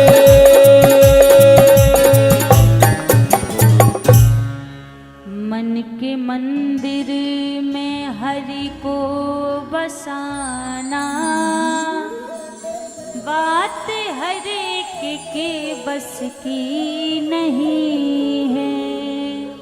मन के मंदिर में हरि को बसाना, बात हर एक के बस की नहीं है। खेलना पड़ता है जिंदगी से, भक्ति इतनी भी सस्ती नहीं है। खेलना पड़ता है जिंदगी से, भक्ति इतनी भी सस्ती नहीं है। भगवान की भक्ति हम कर क्यों नहीं पाते? कहा संत कहते हैं नागिन है माया, इसने सारा जगत काट खाया। ओ संत कहते हैं नागिन है माया, इसने सारा जगत काट खाया। ये जो माया रूपी नागिन है ना, कहा इसमें संसार में कोई नहीं बचा है इससे। इसने सबको काट लिया है, सबको डस लिया है, लेकिन कोई तो होगा जो बचा होगा। कहा कृष्ण का नाम है जिसके मन में, कृष्ण का नाम है जिसके मन में, उसको नागिन डसती नहीं है। कृष्ण का नाम है जिसके मन में, उसको नागिन ये डसती नहीं है। कहा जो भगवान के चरणार बिंदों में बैठा है वो इस माया से बचा हुआ है। जो भगवान की भक्ति में लगा हुआ है वो इस माया रूपी नागिन से बचा हुआ है। और जिसने भगवान को छोड़ रखा है और जो इस मेरा तेरा के चक्कर में फंसा, उसको फिर इस नागिन से कोई बचा नहीं सकता है। इसलिए भगवान की शरण में जो बैठा है वही इस माया रूपी संसार से बचा हुआ है। आज कृपा की है, भगवान ने अनुग्रह किया है हमारे ऊपर, जो हमें अपने चरणों में बिठा रखा है। जो अपनी भक्ति में लगा रखा है। कल हम आप सभी ने सुना, धन्यम भागवती वार्ता प्रेत पीड़ा विनाशनी। कहा धन्य है भागवत की कथा, जो जीवों का तो कल्याण करती ही है, भागवत की कथा तो भूत प्रेतों का भी कल्याण करने वाली है। धुंधकारी ने भागवत की कथा को सुना, भगवान के परम धाम को गया। जब धुंधकारी के लिए विमान आया तो गोकर्ण जी महाराज ने पार्षदों से कहा कि भैया कथा तो हजारों लोगों ने सुनी है, फिर एक ही विमान क्यों आया? सबके लिए विमान आना चाहिए। पार्षद कहने लगे कथा भले ही हजारों लोगों ने सुनी है, लेकिन सभी श्रोताओं के अंदर 3 प्रकार के गुण होते हैं। कहा 3 प्रकार के श्रोता होते हैं। एक होते हैं श्रोता, दूसरे होते हैं श्रोता और तीसरे होते हैं श्रोता। बोले सबके अंदर यह सब गुण उपस्थित हैं। और देखिए हम थोड़ा सा निवेदन करेंगे, बच्चों को थोड़ा सा बिठा लें तो कथा में भी मन लगे, वरना लग ही नहीं रहा कि कथा में बैठे हुए हैं। जो बच्चे इधर उधर खेल रहे हैं थोड़ा सा उनको बिठा लें। एक बार सभी प्रेम से कहिए राधे राधे राधे राधे राधे राधे राधे। तो कहा 3 प्रकार के श्रोता हैं, एक है श्रोता, श्रोता और श्रोता। इनमें से विमान एक के लिए आता है, तीनों के लिए विमान नहीं आता। जो श्रोता होते हैं उनके अंदर कौन से गुण होते? कहते जो लोग कथा में आकर सो जाया करते हैं उन्हीं को श्रोता कहते हैं। श्रोता के लिए विमान नहीं आता। दूसरे होते हैं बोले श्रोता। श्रोता के गुण किसके अंदर होते हैं? बोले जो कथा में आकर भी इधर उधर की बातें करते हैं वो श्रोता है, उनके लिए भी भगवान के धाम से विमान नहीं आता। फिर बोले श्रोता। श्रोता के अंदर गुण कैसे हैं? जो पूरी भगवान की कथा को ध्यान लगा के चित्त लगा के सुने, उसके बाद उस कथा का चिंतन और मनन करे, तो उसी के लिए भगवान के धाम से विमान आता है। अब किसी ने कहा कि श्रोता और श्रोता भी तो कथा में ही गए थे, फिर उनके ऊपर भगवान की कृपा क्यों नहीं हुई? वो भगवान की कथा क्यों नहीं सुन पाए? उनके लिए तुलसीदास जी कहते हैं कि तुलसी पिछले पाप सो हरि चर्चा ना सुहाय, के ऊँगे के लड़ मरे, के उठ घर को जाय। तुलसीदास जी कह रहे हैं भैया जिनके पूर्व के जन्म के पाप ज्यादा हो चुके हैं उनको भगवान की कथा अच्छी नहीं लगती। भगवान की कथा में वो आ भी जाएंगे तो या तो आकर सो जाएंगे या फिर बात करते करते किसी से लड़ाई कर लेंगे, उठकर घर भाग जाएंगे, कथा नहीं सुन पाते भगवान की। इसलिए जब भी भगवान की कथा में बैठो तो बड़े सावधानी से बैठना चाहिए। सावधानी से क्यों? कि कहीं निंद्रा देवी परेशान तो नहीं कर रही है, कहीं इधर उधर की बातें तो मन में नहीं आ रही कि थोड़ा इनसे बात कर लें, थोड़ा इनसे बात कर लें। हमारे जो शरीर में है बोले 3 स्थान ऐसे हैं, उन्हीं तीनों स्थानों से भक्ति भी हमारे शरीर में प्रवेश कर जाती है और उन 3 स्थानों से पाप भी हमारे शरीर में प्रवेश कर जाता है। पूरी देह में 3 स्थान ऐसे हैं। पहला स्थान है हमारे नेत्र। नेत्रों के द्वारा यदि भगवान के स्वरूप को निहारोगे तो भक्ति भी प्रवेश करेगी, और नेत्रों के द्वारा आप यदि उल्टी सीधी वातावरण, उल्टी सीधी चीजों को देखोगे तो पाप भी प्रवेश कर जाएगा। और दूसरा स्थान है बोले हमारे कान। कानों से अच्छा सुनोगे, भगवान का नाम सुनोगे, कथा सुनोगे तो हृदय में भक्ति प्रवेश करेगी, और कानों से इधर उधर की उल्टी सीधी बातें, उल्टे सीधे गाने सुनोगे तो पाप भी कानों से ही प्रवेश कर जाएगा। और तीसरा स्थान है बोले हमारी जिह्वा। जिह्वा से यदि भगवान का नाम गाओगे तो भक्ति हृदय में प्रवेश करेगी, और जिह्वा से इधर उधर की बुराई करोगे तो पाप हृदय में प्रवेश करेगा। ये 3 स्थान ऐसे हैं, इन्हीं तीनों स्थानों के द्वारा भक्ति हृदय में प्रवेश करती है और इन्हीं तीनों स्थानों के द्वारा पाप भी हृदय में प्रवेश करता है। अभी आपके ऊपर है, आप अपने हृदय में भक्ति को स्थान देना चाहते हैं, अपराधों को स्थान देना चाहते हैं। इसलिए जब सत्संग इत्यादि में बैठो बड़े ध्यान से बैठना चाहिए। होता है ना, कोई व्यक्ति यदि टीवी के सामने आप बिठा दो, किसी को ज्यादा दूर मत जाओ, टीवी या मोबाइल लेके बिठा दो तो 4-4, 6-6 घंटा ऐसे ही देखते रहेंगे, पलक नहीं झपकेगी, नींद नहीं आएगी उनको। अब उन्हीं व्यक्तियों के हाथ में माला दे दो कि 1-2 माला फेर लो, राम राम राम राम 2-4 बार मोती जो घुमाएंगे उसी में नींद आना चालू हो जाएगी। और जब भगवान का भजन करते समय आंखों में नींद आए तो ये समझ जाओ कि पाप हावी हो रहा है, पाप प्रवेश करने के विचार में है, तुरंत सावधान होकर बैठ जाओ।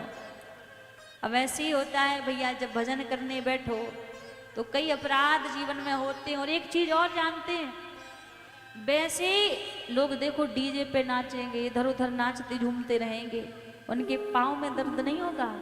और उनसे बोलो कि भगवान की कथा बैठ कर सुनो, सोई भैया बोलेंगे पैरों में दर्द हो गया, बैठा नहीं जाता हमसे। क्यों? क्योंकि पैरों के द्वारा भी पाप प्रवेश कर जाता है। और भक्ति तो तभी होगी, कहते हैं भक्ति में मन को बस में करने के लिए सबसे पहला साधन है जितासनो। सबसे पहले आसन को जीतो। जितासनो जित श्वासो जित संगो जितेंद्रिया। जो व्यक्ति एक आसन पर देर तक नहीं बैठ सकता है वो भगवान की भक्ति भी नहीं कर सकता, क्योंकि सबसे पहले अपने आसन को जीतो। एक आसन पर देर तक बैठने का प्रयास करो, तभी हृदय में भक्ति अंदर प्रवेश करेगी। तो इसलिए कहा कि 3 प्रकार के श्रोता हैं, इनमें से विमान केवल एक के लिए ही आता है, श्रोता के लिए ही विमान आता है, श्रोता और श्रोता के लिए विमान नहीं आता। इसलिए पार्षदों ने कहा कि धुंधकारी ने मन से कथा को सुना है और उस कथा का चिंतन और मनन किया है, इसलिए भगवान के धाम से धुंधकारी के लिए विमान आया। तो ऐसी पाप मोचनीय कथा है। अब व्यास जी महाराज भागवत के प्रथम स्कंद में प्रवेश करते हैं। अभी तक की कल की कथा चल रही थी और प्रथम स्कंद में प्रवेश करके भागवत जी का मंगलाचरण करते हैं। श्रीमद् भागवत महापुराण एक ऐसा ग्रंथ है जिसके मंगलाचरण में, जिसकी वंदना में बोले किसी भी देवी देवता का नाम नहीं है। 18 पुराण है। 18 पुराणों में सब पुराण में किसी ना किसी देवी देवता की वंदना है, लेकिन एक भागवत महापुराण ऐसा है जिसमें किसी भी देवी देवता की वंदना नहीं है। फिर बोले किसकी वंदना की है?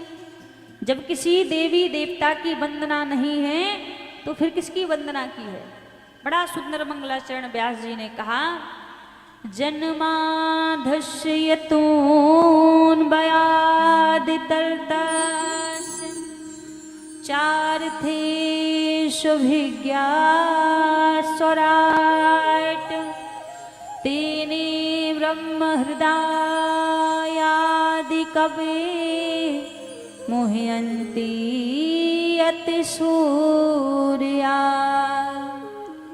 तेजो वारी मृदा यथा विनिमयो यत्र यत्र सर्गो मृषा धामना स्वेन सदा निरस्ते कुहकम् सत्यम परम धीमहि। व्यास जी महाराज ने भागवत जी के प्रथम स्कंद में मंगलाचरण किया, जिसमें वंदना किसकी की? कहा सत्यम परम धीमहि, सत्य की वंदना की है। और जैसी कहा कि सत्य की वंदना की है, अब किसी ने पूछ लिया कि कौन से सत्य की वंदना की है आपने? जैसी कहा कि कौन से सत्य की वंदना की है तो नाम नहीं लिया, गुण बताए। गुण क्या बताए? कहा जन्माधस्य तोन्मयादि तरतः, जो भगवान इस संसार को जन्म देता है उसकी मैंने वंदना की है। फिर किसी ने व्यास जी से कहा कि वेदों में तो ऐसा वर्णन है कि हिरण्यगर्भ ब्रह्मा जी के द्वारा संसार को बनाया गया, तो क्या आपने ब्रह्मा जी की वंदना की है? व्यास जी बोले नाना, हमने ब्रह्मा जी की भी वंदना नहीं की। तो कहा फिर किसकी वंदना की है? कहा तेने ब्रह्म हृदय आदि कवि मुह्यंती यत सूर्या, जिस प्रभु ने ब्रह्मा को भी बनाया है और अपने संकल्प मात्र से ब्रह्मा जी को वेद वेदांतरों का ज्ञान दे दिया। कहा उन प्रभु की मैंने वंदना की है। तेजो बारी मृदा यथा विनिमयो यत्र सर्गो वृषा, तीनों लोकों में जिनकी माया का इतना प्रभाव है कि हमें ये असत्य संसार सत्य लगता है और सत्य परमात्मा हमें असत्य लगता है। धामना स्वयं सदा निरस्त कुहकम सत्यम परम धीमहि, सत्य की वंदना की। और सत्य की वंदना इसलिए भी की है, व्यास जी को लगा कि यदि मैंने सत्य की जगह पर भगवान का नाम लिखा कि कृष्णम परम धीमहि, तो शायद दुनिया के लोगों को ये ना लगे कि कृष्ण ही सत्य है, राम सत्य नहीं है, शिव सत्य नहीं है। इसलिए नाम नहीं लिया, सत्य शब्द कहकर समस्त देवी देवताओं की वंदना कर दी। राम भी सत्य है, शिव भी सत्य है, कृष्ण भी सत्य है, इसलिए सत्य कहा कि सत्यम परम धीमहि, सत्य की वंदना की। आगे कहा निगम कल्प तरूर गलतम फलम सुख मुखाद मृत द्रव संयुतम पिबत भागवतम रसमाल्यम मुहुरहो रसिका भुवि भाविका। कहा ये जो निगम रूपी कल्प वृक्ष है उसी का पका हुआ फल श्रीमद् भागवत की कथा है। अब जब भागवत की कथा को निगम रूपी कल्प वृक्ष का फल व्यास जी ने कह दिया, तो फिर किसी ने प्रश्न कर दिया कि महाराज जब भागवत फल स्वरूप में है तो फल को तो खाया जाएगा, फल को पिया थोड़ी ना जाएगा। जब फल को खाया जाएगा तो आप भागवत जी को पिबत क्यों बोल रहे हैं कि पिबत भागवतम रसमाल्यम? व्यास जी बोले भैया उसी फल को खाया जाएगा जिसमें गुठली होगा या छिलका होगा। अब जिस फल में ना ही गुठली है ना ही छिलका है उस फल को तो पिया जाएगा। और कहा भागवत रूपी फल ऐसा है जिसमें ना ही कोई गुठली है ना ही कोई छिलका है, केवल मात्र कृष्ण नाम का रस भरा हुआ है, इसलिए पिबत बोला कि पिबत भागवतम रसमाल्यम मुहुरहो रसिका भुवि भाविका। कहा एक बार नहीं बार बार इस कथा को श्रवण करो, जितनी बार भगवान की कथा को सुनने का अवसर मिले उतनी बार ही भगवान की कथा को सुनना चाहिए। जो भगवान की कथा को सुनकर ये कह दे अरे अभी कुछ दिन पहले ही तो कथा सुनी थी, वही कथा है, क्या बार बार सुने? तो भैया वो भगवान की कथा के रस को नहीं जान पाता, कथा के तत्व को नहीं जान पाता।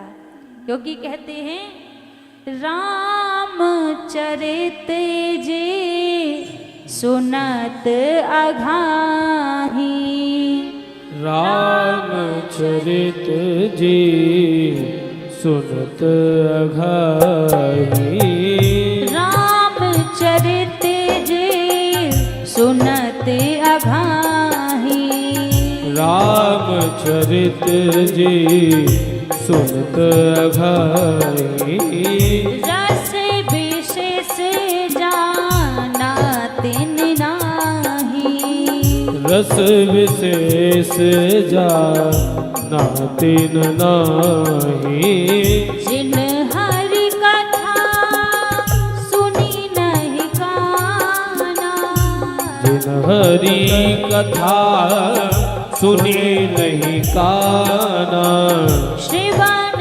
रंग आही भुवन समाना, श्रवण रंध्र अहि भुवन समान।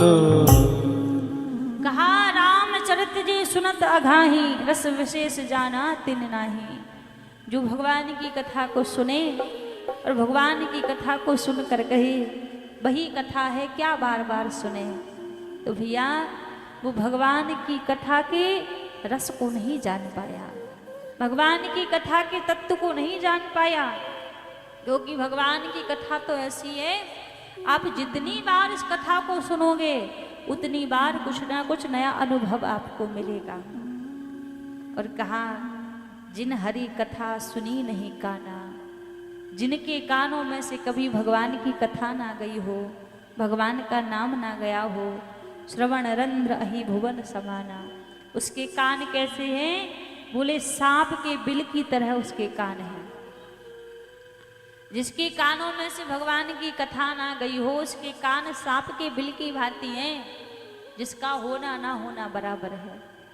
इसलिए भगवान की कथा सुनने का सौभाग्य तो जब भी मिले, जितनी बार भी मिले उतनी बार ही भगवान की कथा को सुनना चाहिए, श्रवण करना चाहिए। सौनक ऋषि सूत जी महाराज से कहने लगे, भगवान हमारे मन में कुछ प्रश्न हैं और हम चाहते हैं कि आप हमारे प्रश्नों के उत्तर दीजिए। जैसे कहा तो सूत जी महाराज बोले, पूछो कौन से प्रश्न आपके मन में हैं। 6 प्रश्न सौनक ऋषियों ने सूत जी महाराज से किए हैं। पहला प्रश्न किया कि मानव के लिए सबसे बड़ा परम धर्म क्या है? क्या मंदिर जाना परम धर्म है? क्या पूजा पाठ करना परम धर्म है? क्या व्रत करना परम धर्म है? मानव के जीवन में सबसे बड़ा परम धर्म क्या है? पहला प्रश्न किया। फिर दूसरा प्रश्न किया कि देवता श्रेष्ठ कौन है? कोई कहता राम जी श्रेष्ठ हैं, कोई कहता हनुमान जी श्रेष्ठ हैं, कोई कहता दुर्गा मैया श्रेष्ठ हैं। तो देवता श्रेष्ठ कौन है? ये दूसरा प्रश्न किया। फिर तीसरा प्रश्न किया कि भगवान के अवतार कितने हैं? और चौथा प्रश्न किया कि जब भगवान इस धराधाम पर अवतार लेते हैं तो फिर भगवान को अजन्मा क्यों कहा गया? और पांचवा प्रश्न किया कि वक्ता श्रेष्ठ कौन है? और छठवां प्रश्न किया कि जब भगवान इस धराधाम को छोड़कर गए तो धर्म किसकी शरण में गया? ये 6 प्रश्न सौनक ऋषियों ने सूत जी महाराज से किए। सूत जी महाराज बोले, देखो हम आपके प्रश्नों के उत्तर तो देंगे, लेकिन उससे पहले हम श्री सुखदेव जी महाराज का ध्यान कर लें। जैसे कहा कि सुखदेव जी का ध्यान कर लें, तो यहाँ पर सौनक ऋषि पूछने लगे, ये सुखदेव जी कौन है? अब बार बार इनका नाम लिया करते हैं। तो सूत जी महाराज सुखदेव जी के जन्म की कथा सौनक ऋषियों को श्रवण कराने लगे। कहा एक बार गोलोक धाम में किशोरी श्री राधा रानी की गोदी में एक नन्हा सा तोता बैठा हुआ था। राधा रानी उस नन्हे से तोते से बोली, जाओ आप संसार में जाकर जन जन में भागवत का प्रचार करो। और जैसे कहा कि जन जन में भागवत का प्रचार करो, तो यहाँ पर सुखदेव जी महाराज राधा रानी से बोले, मैं संसार में नहीं जाऊंगा, क्योंकि संसार में जाते ही विष्णु की माया पकड़ लेगी, इसलिए मैं संसार में नहीं जाऊंगा। राधा रानी ने वचन दिया कि मैं आपको वचन देती हूँ, आपके ऊपर विष्णु की माया का कोई असर नहीं होगा। और जैसे वचन दिया, उस वचन को लेकर सुखदेव जी महाराज पृथ्वी लोक पर आ गए। और जब पृथ्वी लोक पर आए तो यहाँ पर एक पक्षिणी के गर्भ में स्थापित हो गए। अब क्या हुआ, धीरे धीरे समय बीत रहा था। एक बार वह पक्षिणी कैलाश पर्वत से होकर निकली, तो उसने वो अपना गर्भस्थ अंडा कैलाश पर्वत पर ही छोड़ दिया। जैसे कैलाश पर्वत पर ही वो गर्भस्थ अंडा छोड़ दिया। अब धीरे धीरे जब समय बीता तो नारद जी को लगा कि सुखदेव जी का जन्म होना चाहिए। आज श्री नारद जी महाराज नारायण नारायण करते हुए पहुंच गए। और जब नारायण करते हुए कैलाश पर्वत पर पहुंच गए तो भगवान भोलेनाथ तो ध्यान में बैठे हुए थे। माँ परम्बा ने देखा, स्वागत सत्कार किया और पूछने लगे स्वागत सत्कार करके, हे देवी, नारद जी से पूछने लगी पार्वती मैया कि आज बड़े दिनों में आपका आगमन हुआ, आजकल आपके दर्शन नहीं होते। पार्वती मैया से नारद जी बोले देवी मैंने संसार में आना जाना बंद कर दिया है। बोले क्यों? कहा इस संसार में कहीं सच्चा प्रेम नहीं रहा। सुर नर मुनि सबकी यह रीति, स्वार्थ लाग करें सब प्रीति। कहा इस संसार में कहीं सच्चा प्रेम नहीं है, इसलिए मैंने हर जगह आना जाना बंद कर दिया है। पार्वती मैया बोली यदि मैं अपनी बात करूं तो मुझ में और मेरे पति में बड़ा ही प्रेम है। मेरे पति मुझसे बड़ा प्रेम करते हैं। जैसी कहा कि मेरे पति और मुझ में बड़ा ही प्रेम है। मेरे पति मुझसे कोई बात नहीं छुपाते, हर बात मुझे बताते हैं। और तो और अपना गुरु मंत्र भी मुझे बता रखा है। बल्कि कहते हैं गुरु मंत्र हमेशा गुप्त रखना चाहिए, गुरु मंत्र किसी को बताना नहीं चाहिए। नारद जी बोले जब हर बात भगवान भोलेनाथ आपको बताते हैं तो भगवान भोलेनाथ ने आपको ये बात तो अवश्य ही बताई होगी कि वो अपने गले में जो मुंडों की माला धारण करते हैं उस माला में किसके मुंडे लगे हुए हैं, ये बात तो पक्का ही बताई होगी। पार्वती मैया सोई चुप हो गई। कहा महाराज हर बात बताते हैं मुझे, लेकिन ये बात कभी नहीं बताई कि जो माला गले में धारण करते हैं उस माला में किसके मुंड लगे हुए हैं। जैसे ही कहा नारद जी बोले देवी फिर कैसा प्रेम, जिस माला को 24 घंटे धारण करके रखते हैं, जब उस माला के बारे में ही नहीं बताया तो फिर काहे का प्रेम। अच्छा हमें कोई लेना देना नहीं है, आप जानो आपका काम जाने। अब यहाँ पर लड़ाई करवाने के लिए तो नारद जी को इतना ही काफी था। अब इतने में नारद जी जाने लगे। जैसे ही जाने लगे तो सामने से भगवान भोलेनाथ आ रहे थे। बोले भगवान थोड़ा जल्दी जाइए, माता जी याद कर रही हैं। अब भगवान भोलेनाथ सोचने लगे कि जब आपका आगमन हुआ है तो माता जी तो याद करेगी ही, ना जाने कौन सा बवाल करके आए होंगे। अब जैसे भगवान भोलेनाथ कैलाश पर्वत पर पहुंचे, मैया पार्वती तो क्रोधित अवस्था में बैठी हुई थी। भगवान भोलेनाथ पूछने लगे देवी क्या बात है, आप इतनी क्रोधित क्यों हैं? माता पार्वती बोली देखो आप ऊपर से तो काले हो ही, पर आप तो अंदर के भी काले हो। भगवान भोलेनाथ कहने लगे मैंने माना कि मैं ऊपर से काला हूं, लेकिन अंदर का काला तो वो होता है जो कपटी होता है। मैं तो आपसे कोई कपट नहीं करता। जैसे कहा कि कोई कपट नहीं करता, मैया पार्वती बोली अच्छा जब आप मुझसे कोई कपट नहीं करते तो आपने मुझे कभी बताया कि आप अपने गले में जो मुंडों की माला धारण करते हैं उस माला में किसके मुंड लगे हैं? पार्वती मैया बोली भगवान भोलेनाथ बोले देवी वास्तव में कोई हमारे प्रेम का प्रमाण है तो यही माला है। जितनी बार भी आपने अपनी देह को त्यागा उतनी बार ही मैंने आपके मुंड को उस माला में धारण कर लिया। जैसे ही कहा पार्वती मैया बोली आप कपटी नहीं हैं, फिर तो आप महाकपटी हैं। मैं तो बार बार मर जाती हूँ और आप बार बार मेरे मुंड को इस माला में धारण कर लेते हैं। आपने कौन सी जड़ी बूटी खा रखी है कि आप कभी नहीं मरते?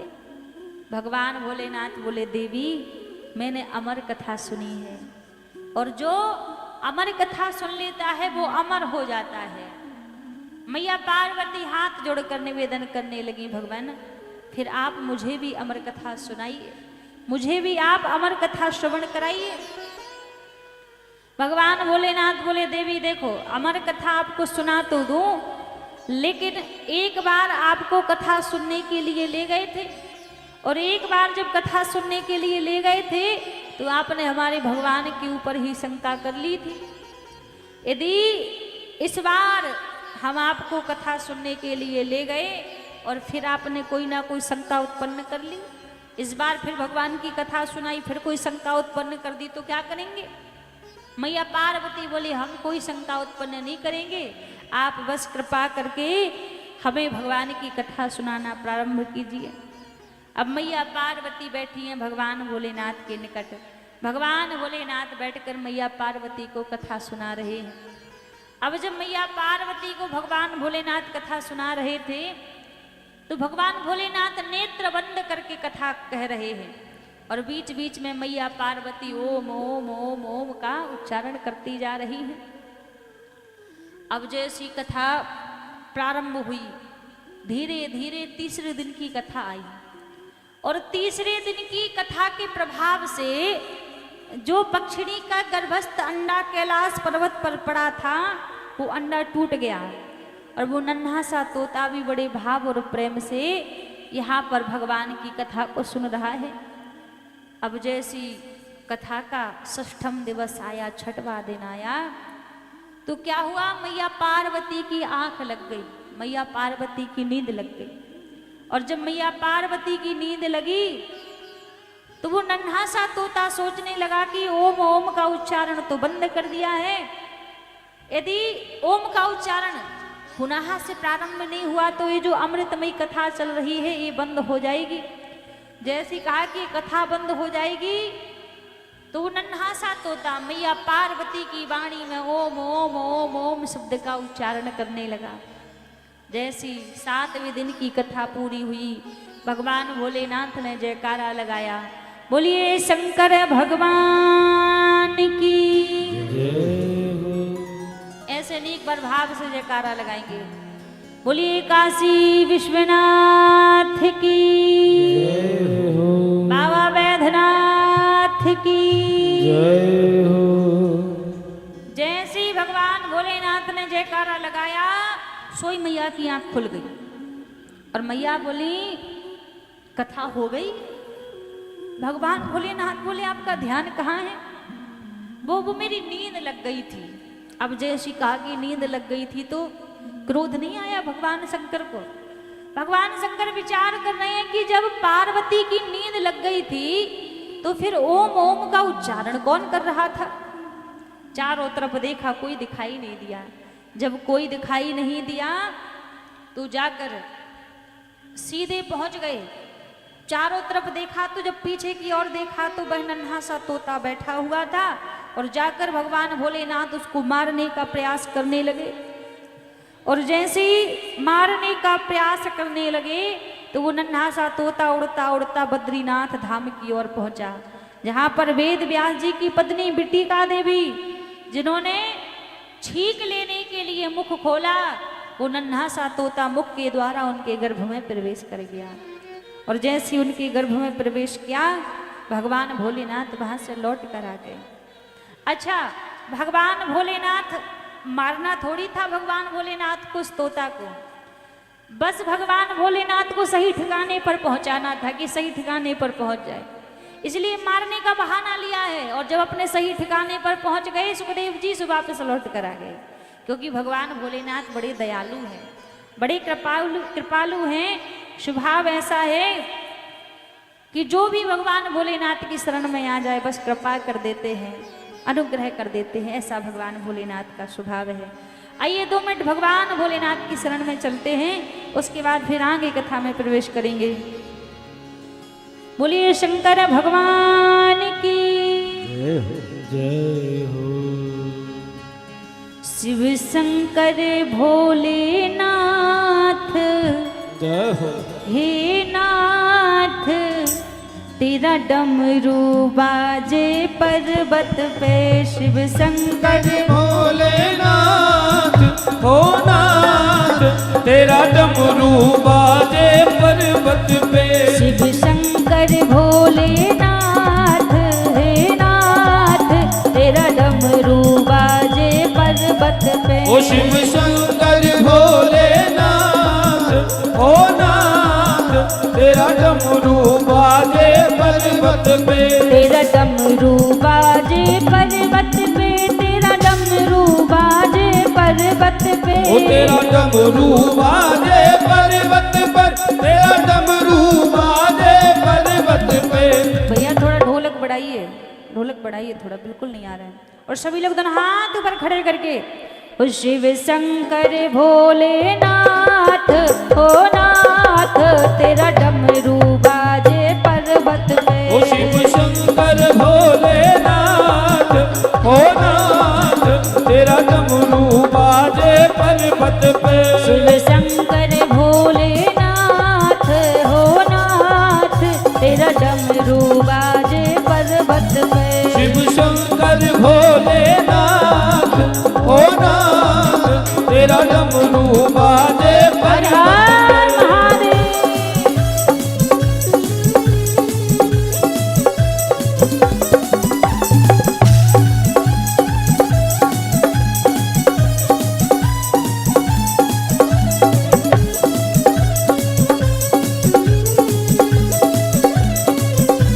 शंकर भगवान की जय हो। जय हो।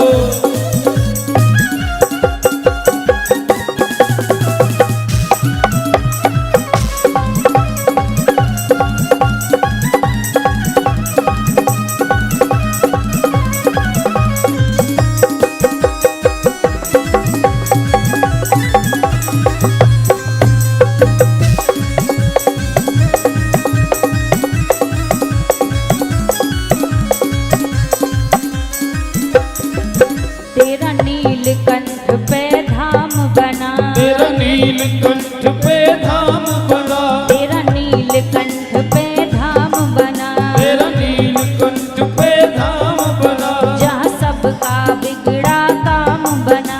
जहाँ सबका बिगड़ा नाम बना। जहाँ सबका बिगड़ा काम बना। यहाँ सबका बिगड़ा काम बना। सारी जग की रख ले बात है बात तेरा डमरू बाजे पर्वत पे। ओ सारे जगती रख ले बात हाँ बात तेरा डमरू बाजे पर्वत पे। शिव शंकर भोलेनाथ है नाथ तेरा डमरू बाजे पर्वत पे। शंकर भोलेनाथ ओ नाथ तेरा डमरू बाजे पर्वत पे। शंकर भगवान की जय हो। महादेव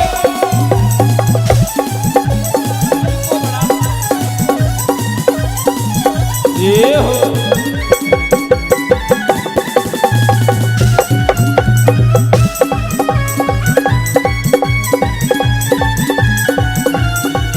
काशी विश्वनाथ की जय हो।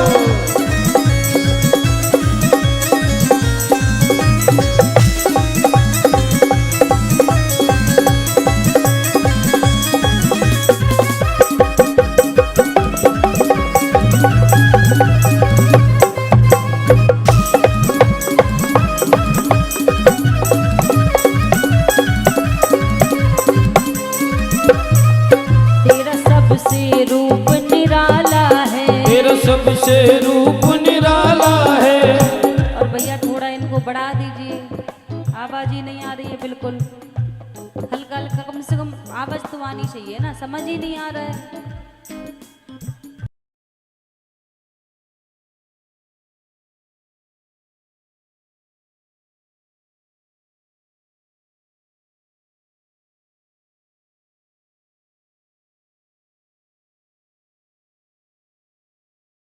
से रूप निराला है। तेरा सबसे रूप निराला है। तेरा सबसे रूप निराला है। तेरा सबसे रूप निराला है। तू जोगी बड़ा मत वाला है। तू जोगी बड़ा मत वाला है। तू जोगी बड़ा मत वाला है। तू जोगी बड़ा मत वाला है। तेरा पूजन हो दिन रात तेरा डमरू बाजे पर्वत पे। तेरा पूजन हो दिन रात तेरा डमरू बाजे पर्वत पे। शिव शंकर भोलेनाथ है नाथ तेरा डमरू बाजे पर्वत पे। शिव शंकर भोलेनाथ हो नाथ तेरा डमरू बाजे शंकर भगवान की जय हो।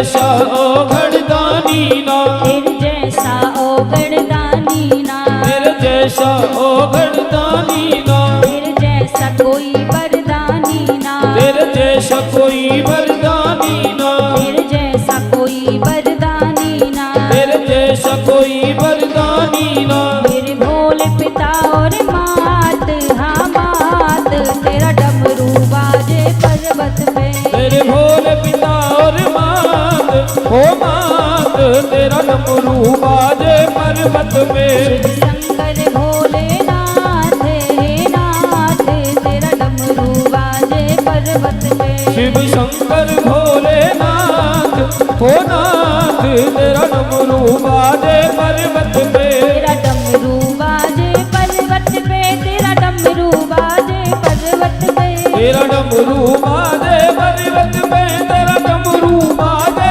जरा पर्वत हाथ पे। ऊपर खड़े करके सभी मिलकर कहेंगे, पीछे सभी लोग। शिव शंकर भोलेनाथ हो नाथ, तेरा डमरू बाजे पर्वत पे, शिव शंकर भोलेनाथ, ओ नाथ, तेरा डमरू बाजे पर्वत पे। शिव शंकर भोलेनाथ हो नाथ, तेरा डमरू बाजे पर्वत पे, शिव शंकर भोलेनाथ, ओ नाथ, तेरा डमरू बाजे पर्वत पे। तेरा डमरू बाजे पर्वत पे, तेरा डमरू बाजे पर्वत पे, तेरा डमरू बाजे पर्वत पे। तेरा डमरू बाजे पर्वत पे। बोलिए शंकर भगवान की जय हो, काशी विश्वनाथ की जय हो। यहाँ कैलाश पर्वत पर भगवान भूत बावन भोलेनाथ वापस लौट कर आ गए। जब सुखदेव जी महाराज बिटिका देवी के गर्भ में गए, उसके बाद 12 वर्ष तक सुखदेव जी बिटिका देवी के गर्भ में रहे हैं। और 12 वर्ष बाद जब जन्म लिया तो जन्म लेते सीधे वन की ओर जाने लगे। जब सीधे वन की ओर जाने लगे, व्यास जी महाराज पीछे पीछे जा रहे हैं, बेटा लौटाओ, बेटा लौटाओ। पर सुखदेव जी पलट कर भी नहीं देख रहे हैं, वन में चले जा रहे हैं। जब पुत्र के प्रह में व्याकुल होकर जा रहे थे व्यास जी, सुखदेव जी ने तो पलट कर नहीं देखा। रास्ते में कुछ कन्याएं एक सरोवर में स्नान कर रही थी।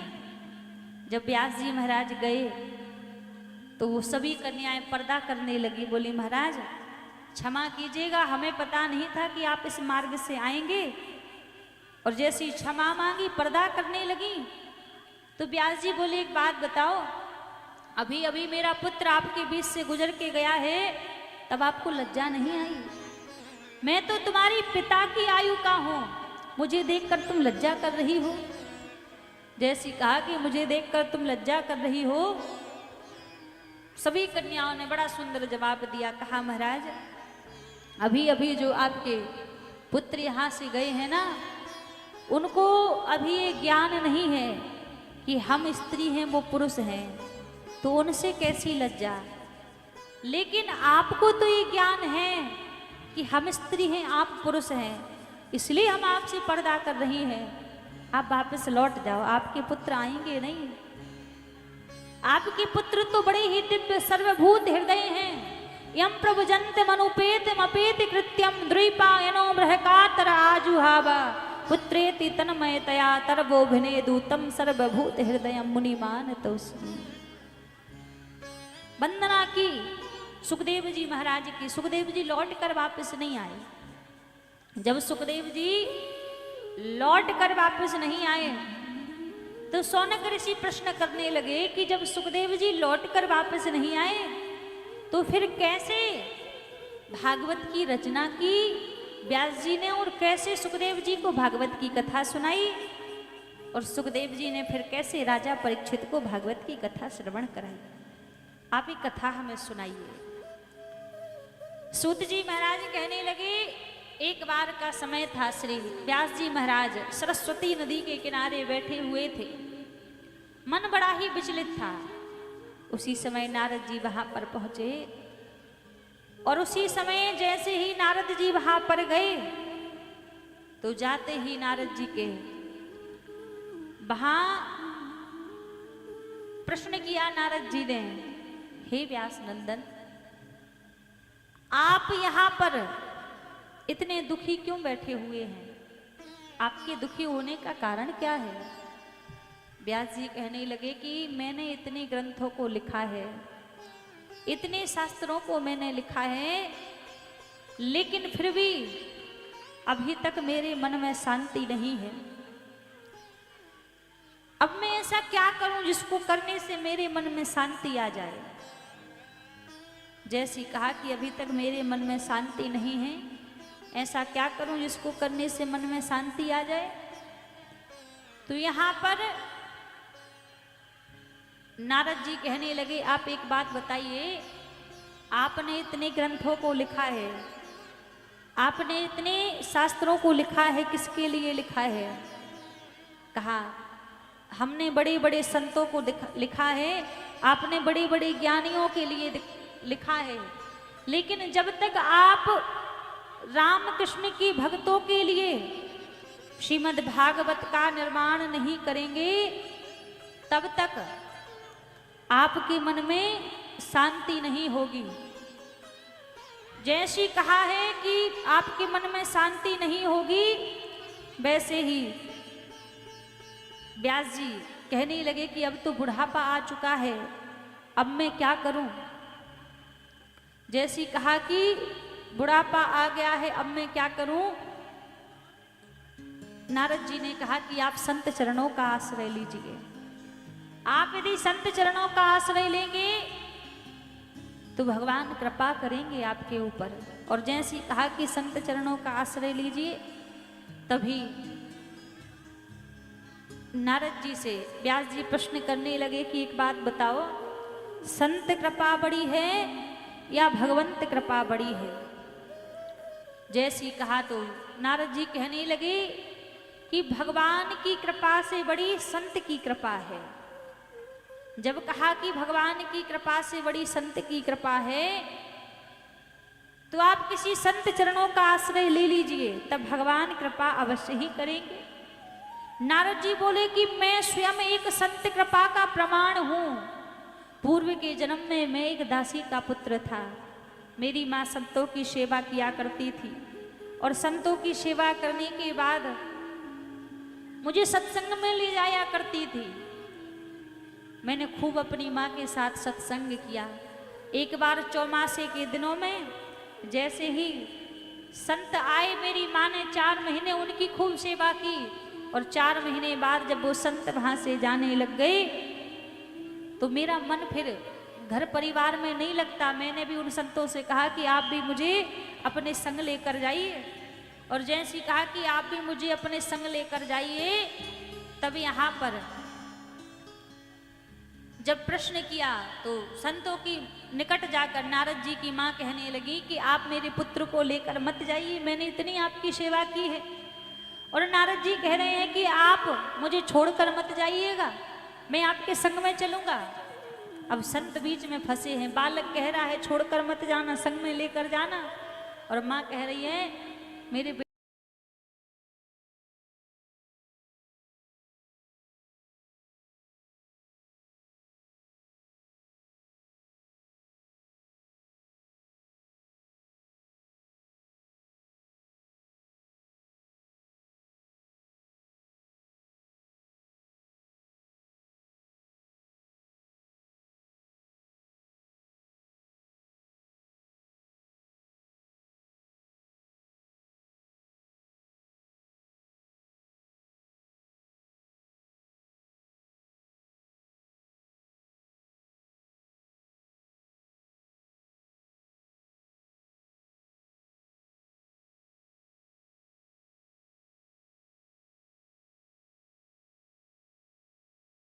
गौदोहन करते समय एक सर्प के काटने से नारद जी की मां की मृत्यु हो गई। जब नारद जी को ये समाचार मिला तो नारद जी ने रुदन तो किया, लेकिन बोले एक आंख से नारद जी की प्रसन्नता के आंसू बह रहे थे और दूसरी आंख से दुख के आंसू बह रहे थे। प्रसन्नता के आंसू इसलिए बह रहे थे कि अब भजन से कोई रोकने वाला नहीं है, अब संतों के साथ में जाकर खूब भगवान का भजन करूंगा। और महाराज दूसरी बात, दुख के आंसू इसलिए निकल रहे थे कि माता जी छोड़कर चली गई। तो आज क्या हुआ, संतों के निकट पहुंचे श्री नारद जी महाराज और संतों ने द्वादश अक्षर मंत्र नारद जी को दिया। नारद जी उसका निरंतर जाप करते हैं, बद्रीनाथ धाम में विराजते हैं। एक बार भगवान के दर्शन हुए, फिर आकाशवाणी हुई कि नारद अब आपको मेरे दर्शन नहीं होंगे, अब जब आप दूसरा जन्म लेकर आओगे, ब्रह्मा के पुत्र बनकर आओगे, तब आपको पुनः मेरे दर्शन होंगे। तो नारद जी कहने लगे कि मैं तो खुद एक संत कृपा का प्रमाण हूं। पूर्व के जन्म में मैं एक दासी का पुत्र था और आज संत कृपा के कारण मैं सृष्टि के रचयिता ब्रह्मा का पुत्र बन गया हूं। इसलिए आप भी संत चरणों का आश्रय ले लीजिए। मेरे पिता ब्रह्मा ने मुझे चतुर्श्लोकी भागवत सुनाई है, वो चतुर्श्लोकी भागवत मैं आपको सुनाता हूँ। और जैसी वो चतुर्श्लोकी भागवत यहाँ पर नारद जी ने व्यास जी को सुनाई, व्यास जी ने 4 श्लोकों में से 18,000 श्लोकों का निर्माण किया और श्रीमद् भागवत कथा का निर्माण कर दिया। जब भागवत जी की रचना की तो मन में भाव आया कि सर्वप्रथम भागवत कथा को सुनने का अधिकारी कौन है। जब ये भाव हृदय में आया तो अपने पुत्र का स्मरण आया कि सबसे पहले तो उस कथा को सुनने का अधिकारी मेरा पुत्र सुखदेव ही है। सुखदेव जी को बुलाया छोटे छोटे शिष्यों के द्वारा। सुखदेव जी लौट कर आए और सुखदेव जी को श्रीमद् भागवत कथा श्रवण कराई। और जब सुखदेव जी को भागवत कथा श्रवण कराई, पुनः जाकर सुखदेव जी फिर वन में बैठ गए, पुनः फिर भगवान का ध्यान करने लगे। सौनक ऋषि कहने लगे कि जब कथा को सुनने के बाद दोबारा फिर ध्यान में जाकर बैठ गए सुखदेव जी, तो फिर कैसे लौट कर आए और कैसे राजा परीक्षित को भागवत की कथा सुनाई। आप ये कथा हमें श्रवण कराइए। जैसे कहा कि पुनः फिर कैसे भगवान की कथा श्रवण कराई राजा परीक्षित को। राजा परीक्षित कौन है, किसके पुत्र हैं, आप ये कथा सुनाइए।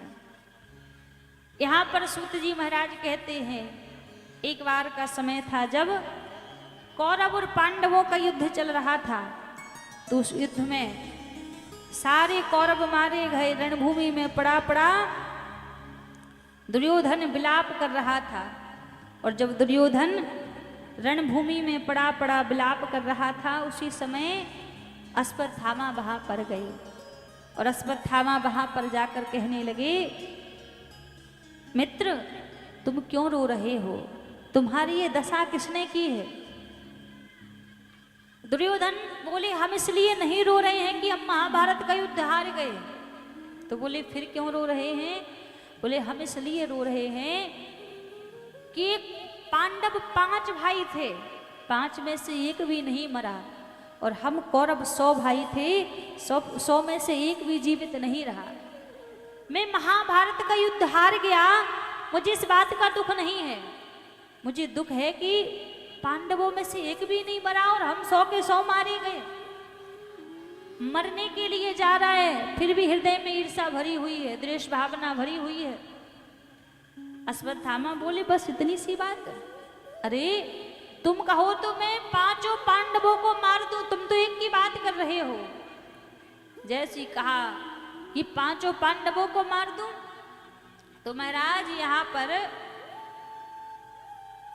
दुर्योधन कहने लगा कि कहना बहुत सरल है लेकिन करना उतना ही कठिन है। जब हम 100 भाई उन 5 पांडवों को ना मार सके, तब तुम अकेले कैसे मारोगे। अश्वत्थामा बोला ऐसा है तो मैं अभी जाता हूं और 5 को मार कर आऊंगा। रात्रि का समय था, अश्वत्थामा गए। 5 पांडव सो रहे थे। रात्रि में अर्जुन की नींद खुली, और जब अर्जुन की नींद खुली तो अर्जुन ने क्या देखा, स्वयं भगवान द्वारिकाधीश लाठी लेकर पहरा दे रहे हैं। अर्जुन आए, बोले हे नाथ आप लाठी लेकर पहरा दे रहे हैं, अभी तक आप सोए नहीं। जैसी कहा तो भगवान बोले अर्जुन एक बात बताओ, अभी अभी तुमने महाभारत का युद्ध जीता है, हजारों माताओं की मांग का सिंदूर उजाड़ा है, हजारों माताओं की गोदी तुमने सोनी की है, और तुम्हें किसी बात का डर नहीं लग रहा है, निश्चिंत होकर स्वतंत्र होकर विश्राम कर रहे हो। अब अर्जुन को लग रहा है, अर्जुन को दिख रहा है कि भगवान मेरी चिंता कर रहे हैं। अर्जुन बोले प्रभु मुझे किसी बात की चिंता नहीं है, और जिसको मेरी चिंता करनी हो सो करे। अच्छा, अर्जुन को अपनी चिंता नहीं है, हम सभी को बड़ी चिंता होती है अपने जीवन की कि हम ये काम नहीं करेंगे तो ये कार्य होगा कैसे, ये काम बनेगा कैसे। क्यों? क्योंकि हम अपने जीवन के मालिक खुद बने बैठे हैं, इसलिए हमें अपनी चिंता होती है। लेकिन अर्जुन ने अपने जीवन का मालिक भगवान को बना रखा है, इसलिए अर्जुन कह रहे हैं हमें चिंता नहीं अपनी, उन्हें चिंता हमारी है। हमें अपनी चिंता नहीं है। क्यों? हमें चिंता नहीं अपनी, उन्हें चिंता हमारी है। हमारी नाव का केवट सुदर्शन चक्रधारी है। हमने हमारी जीवन रूपी नाव उस मुरली वाले के हाथ में सौंप रखी, इसलिए हमें अपनी चिंता नहीं है। और जब जीवन की डोर वो बांके बिहारी संभाल रहे हो, ठाकुर जी संभाल रहे हो, तब फिर जीवन में कोई चिंता नहीं रहती, जीवन में फिर किसी बात का भय नहीं रहता। लेकिन जब तक खुद अपने जीवन के मालिक बने बैठे रहोगे, तब तक तो बात बात पर चिंता होगी, बात बात पर परेशानी होगी। इसलिए अपने जीवन का मालिक भगवान को बना दो। आपने देखा हो, आप मालिक बने रहोगे तो फायदा नहीं होगा, और सेवक बन जाओगे ना तो फायदे में रहोगे। आपने कहीं देखा होगा कोई कंपनी में कहीं भी लोग यदि काम कर रहे हो, अब उस कंपनी में कोई घाटा हो जाए या उसमें मुनाफा हो जाए, यदि मान लो कोई घाटा हो गया तो उसमें चिंता किसको होगी? उस कंपनी में काम करने वाले मजदूरों को चिंता होगी या फिर उसके मालिक को चिंता होगी? मालिक को चिंता होगी ना, मजदूरों को चिंता नहीं होगी। क्यों? क्योंकि उसे तो अपनी तनख्वाह से मतलब है कि महीने पर इतना पैसा मिलेगा, अभी कहाँ से लाएगा कैसे लाएगा उसको मतलब नहीं है। उसी प्रकार आप समझिए, जब तक जीवन के मालिक खुद बने बैठे रहोगे ना, ऐसी चिंता सताएगी। और जिस दिन जीवन का मालिक भगवान को बना दोगे, फिर चिंता नहीं करनी पड़ेगी। जीवन को वो संभालेंगे। कैसे संभालेंगे, क्या करके संभालेंगे, उनकी जिम्मेदारी है। मैंने तेरे हाथ में सौंप दी जीवन डोर, आगे मर्जी आपकी ले जाओ जिस ओर। जब भगवान के हाथ में सर्वस्व सौंप दोगे ना, फिर अपनी चिंता नहीं रहेगी। फिर चिंता करने के लिए भगवान है, एक भरोसा मन में रहेगा कि प्रभु बैठे हैं। अब एक छोटे से भाव से आप समझिए, जिस कथा को सुनने के लिए हम आप सभी यहाँ एकत्रित हुए हैं, बैठे हुए हैं, यदि वास्तव में अपने मन से पूछा जाए, इतने उत्तम हमारे कर्म है क्या जो हमें भागवत की कथा सुनने के लिए मिल जाए? ऐसे इतनी भक्ति है क्या हमारी? इतना क्या हमने नाम जप किया है भगवान का कि भगवान की कथा के प्रसाद स्वरूप में हमें भगवान की कथा ही मिल जाए? नहीं किया। लेकिन उनके चरणों में बैठे, उनके भरोसे बैठे, तो उन्होंने अपनी कृपा के प्रसाद स्वरूप में हमें इस कथा को दिया है। अब ये जो आयोजन हो रहा है आप देख रहे हैं, हमारी हर हर भोले मंदिर की पूर्ण समिति के द्वारा हो रहा है। और सबसे बड़ी बात हम यहाँ पर आपको बताएं, यदि आप सोच रहे हो कि किसी व्यक्तिगत रूप से हो रहा है, तो आप ये मन में भाव मत लीजिए कि किसी एक व्यक्ति के द्वारा आयोजन हो रहा है। इस आयोजन के आप सभी यजमान हैं, आप सभी श्रोता हैं, आप सबके द्वारा ही ये भागवत का दिव्य आयोजन हो रहा है। ऐसा नहीं कि कोई एक व्यक्ति करा रहा है, आप ही करने वाले हैं, आप ही सुनने वाले हैं, आप ही कराने वाले हैं, सब आपके द्वारा हो रहा है। तो हम एक निवेदन और आप सभी से करेंगे, आपको जितनी सहज में कथा मिली है इतनी सहज है नहीं, ये तो भगवान ने कृपा की है। और हमारी जो हर हर भोले मंदिर की जो पूर्ण समिति है, उन्होंने खूब मेहनत की है, खूब परिश्रम किया है। उस परिश्रम के फल स्वरूप में आपको ये कथा प्रदान हुई है। हम यही निवेदन करेंगे कि जब आप सभी की ये कथा है, आप सभी कथा के यजमान हैं, तो कथा की सारी जिम्मेदारी भी आप सभी की होनी चाहिए। किसी एक व्यक्ति की जिम्मेदारी नहीं कि एक कर रहा है तो सब वही करेगा ना, थोड़ा थोड़ा बढ़ चढ़ के सब इसमें आगे आइए और सब पूर्णतः इस कथा में सहयोग कीजिए। भगवान ने आपको जिस योग बनाया है आप उतना दीजिए, जिस योग प्रभु ने आपको बनाया है उतना आप इस कथा में अवश्य दान कीजिए, ताकि हर वर्ष और इससे और बढ़िया अच्छी व्यवस्था करके आयोजन होते रहे। क्योंकि कहते हैं ना, तुलसी पंचन के पिए घटे ना सरिता नीर, दान करे धन ना घटे जो सहाय रघुबीर। आप अपनी मेहनत की कमाई में से कुछ अंश इस धर्म के कार्य में यदि आप दान कर देंगे ना, तो कुछ उसमें घटेगा नहीं आपका। आप 2 हाथ से देंगे, वो जो मालिक बैठा है वो आपको 1000 हाथों से प्रदान करेगा। इसलिए भगवान ने जिस योग आपको बनाया है उतनी आप अवश्य ही हमारी पूर्ण समिति को आप सहयोग अवश्य करें, क्योंकि उन्हीं के अथक प्रयासों से, उन्हीं की मेहनत से आज इतना दिव्य आयोजन आप सभी के बीच हो रहा है। कहीं ऐसा ना हो, अब कई लोगों के मन में ये भाव आ रहा होगा कि अरे हमसे तो पूछा नहीं कि हम कथा कराएं या ना कराएं, तो हम क्यों सहयोग करें। कई लोगों के मन में भाव होगा कि हमसे नहीं पूछा तो हम क्यों सहयोग करें, हम क्यों दान करें। अच्छा, एक बात को उत्तर दीजिएगा, आप सच बताइएगा, जब आप कोई गलत काम करने के लिए जा रहे हो, कोई उल्टा सीधा गलत काम करने के लिए जा रहे हो, तो कितने लोगों को बताते हो, कितने लोगों से पूछ कर जाते हो कि हमें काम करें या ना करें। सच बताना, किसी से पूछते हो? एक हाथ से दूसरे हाथ को भी खबर नहीं लगती जब किसी को गलत काम करना हो, ऐसे करके आ जाएंगे, पता नहीं चलेगा। तो आप विचार करो कि जब कोई गलत कार्य करने पर आप किसी से पूछते नहीं है कि हमें कार्य करें या ना करें, ये तो धर्म का कार्य है, सामाजिक कार्य है। फिर इस कार्य के होने पर आपको कोई उम्मीद नहीं करनी चाहिए कि 4 लोग हमसे आके पूछें। ये तो धर्म का कार्य है, बिना पूछे ही, बिना किसी के कहे ही आपको इसमें बढ़ चढ़ करके खूब आगे आना चाहिए, खूब सहयोग प्रदान करना चाहिए। क्योंकि अभी तक आज दूसरा ही दिन है, अब जितने भी हमने समिति के भैया लोगों को देखा है, हमें लगता है युवा समिति ही है, कोई ज़्यादा समिति में ज़्यादा बुजुर्ग लोग नहीं है, बच्चे मिलकर ही इस आयोजन को करा रहे हैं। इसमें आपको बड़ी प्रसन्नता होनी चाहिए। क्यों? आज की स्थिति में, आज का जो समय चल रहा है, आज की स्थिति में आजकल के युवा किस ओर भाग रहे हैं, ये आप जरा देखिए। आज की व्यक्ति कहाँ जा रहे हैं? आज की युवा कोई शराब पी रहा है, कोई जुआ खेल रहा है, कोई दुनिया की नशा कर रहा है, उल्टे सीधे कुकर्म कर रहे हैं। लेकिन आपको प्रसन्नता होनी चाहिए कि आपके मध्य ऐसे बालक, ऐसे बच्चे रह रहे हैं कि जो आज भी सनातन धर्म से जुड़े हुए हैं और सनातन धर्म के कार्य को कराने में आगे आज भी वो खड़े हुए हैं। इस बात से आपको प्रसन्नता होनी चाहिए। तो ज़्यादा ना कहते हुए हम बस इतना ही आपसे कहेंगे कि जिस योग भगवान ने आपको बनाया है, किसी को जितना आर्थिक स्थिति से भगवान ने आपको जिस स्थिति से बनाया है, आप उतनी सहायता इस धर्म के कार्य में अवश्य कीजिए, क्योंकि आप 2 हाथ से दोगे, प्रभु 1000 हाथ से देगा।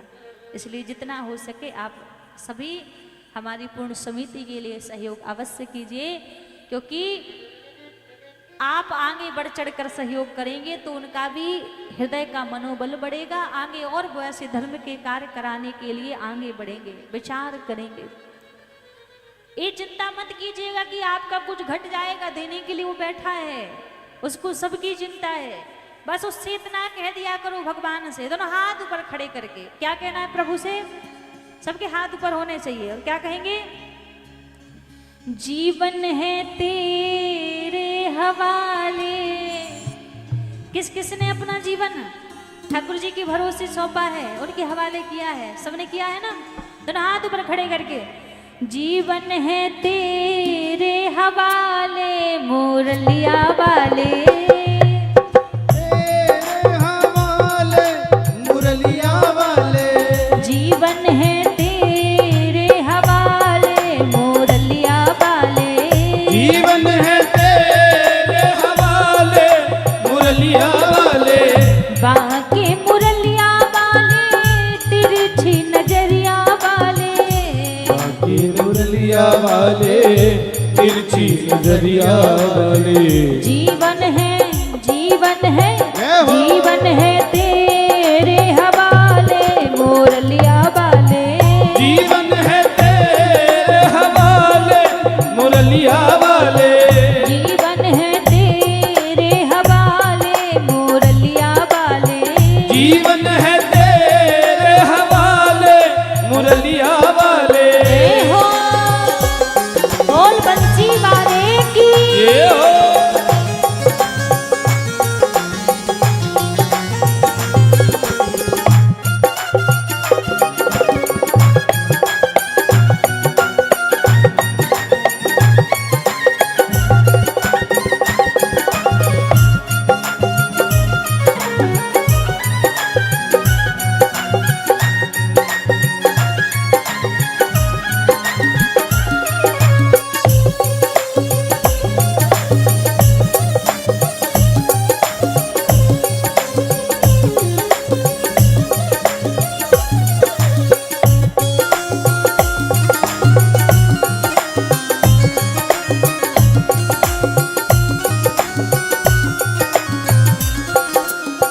मैं हूँ मुरली तेरे अधर की।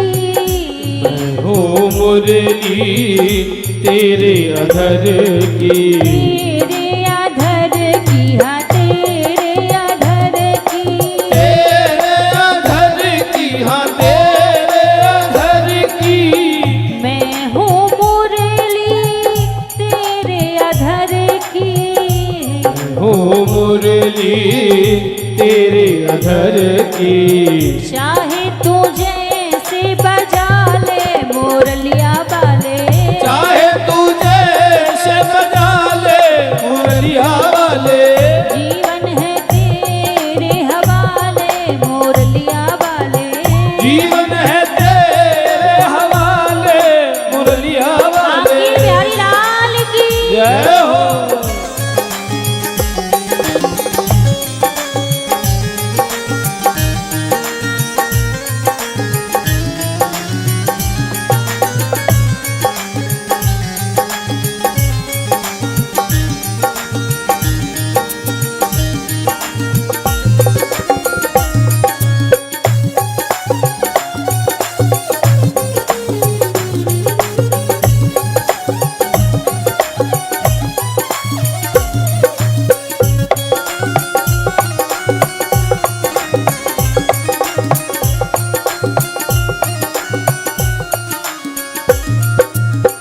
मैं कठपुतली तेरे हाथ की। मैं कठपुतली तेरे हाथ की। तेरे हाथ की हाँ तेरे हाथ की। तेरे हाथ की हाँ तेरे हाथ की। मैं कठपुतली तेरे हाथ की। मैं कठपुतली तेरे हाथ की। चाहे तू जैसे नचा ले मुरलिया वाले। चाहे तू जैसे बजा ले मुरलिया वाले। जीवन है तेरे हवाले मुरलिया वाले। जीवन है तेरे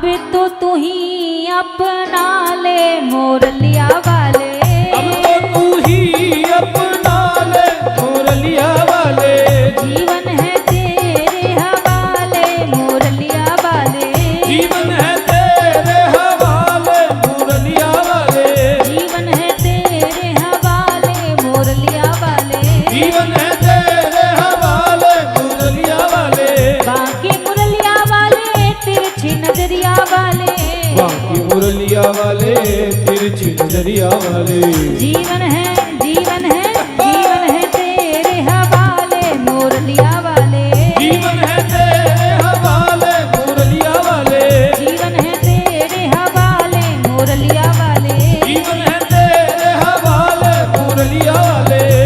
है तेरे हवाले मुरलिया वाले, जीवन है तेरे हवाले मोरलिया वाले,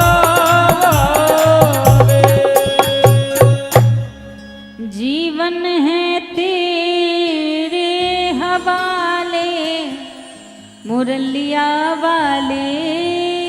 जीवन है तेरे हवाले मुरलिया वाले, जीवन है तेरे हवाले मुरलिया वाले, मेरे अपने हुए पराए, मेरे अपने हुए पराए, अब तो तू ही अपना ले मुरलिया वाले, अब तो तू ही अपना ले मुरलिया वाले, जीवन है तेरे हवाले मुरलिया वाले, जीवन है तेरे हवाले मुरलिया वाले।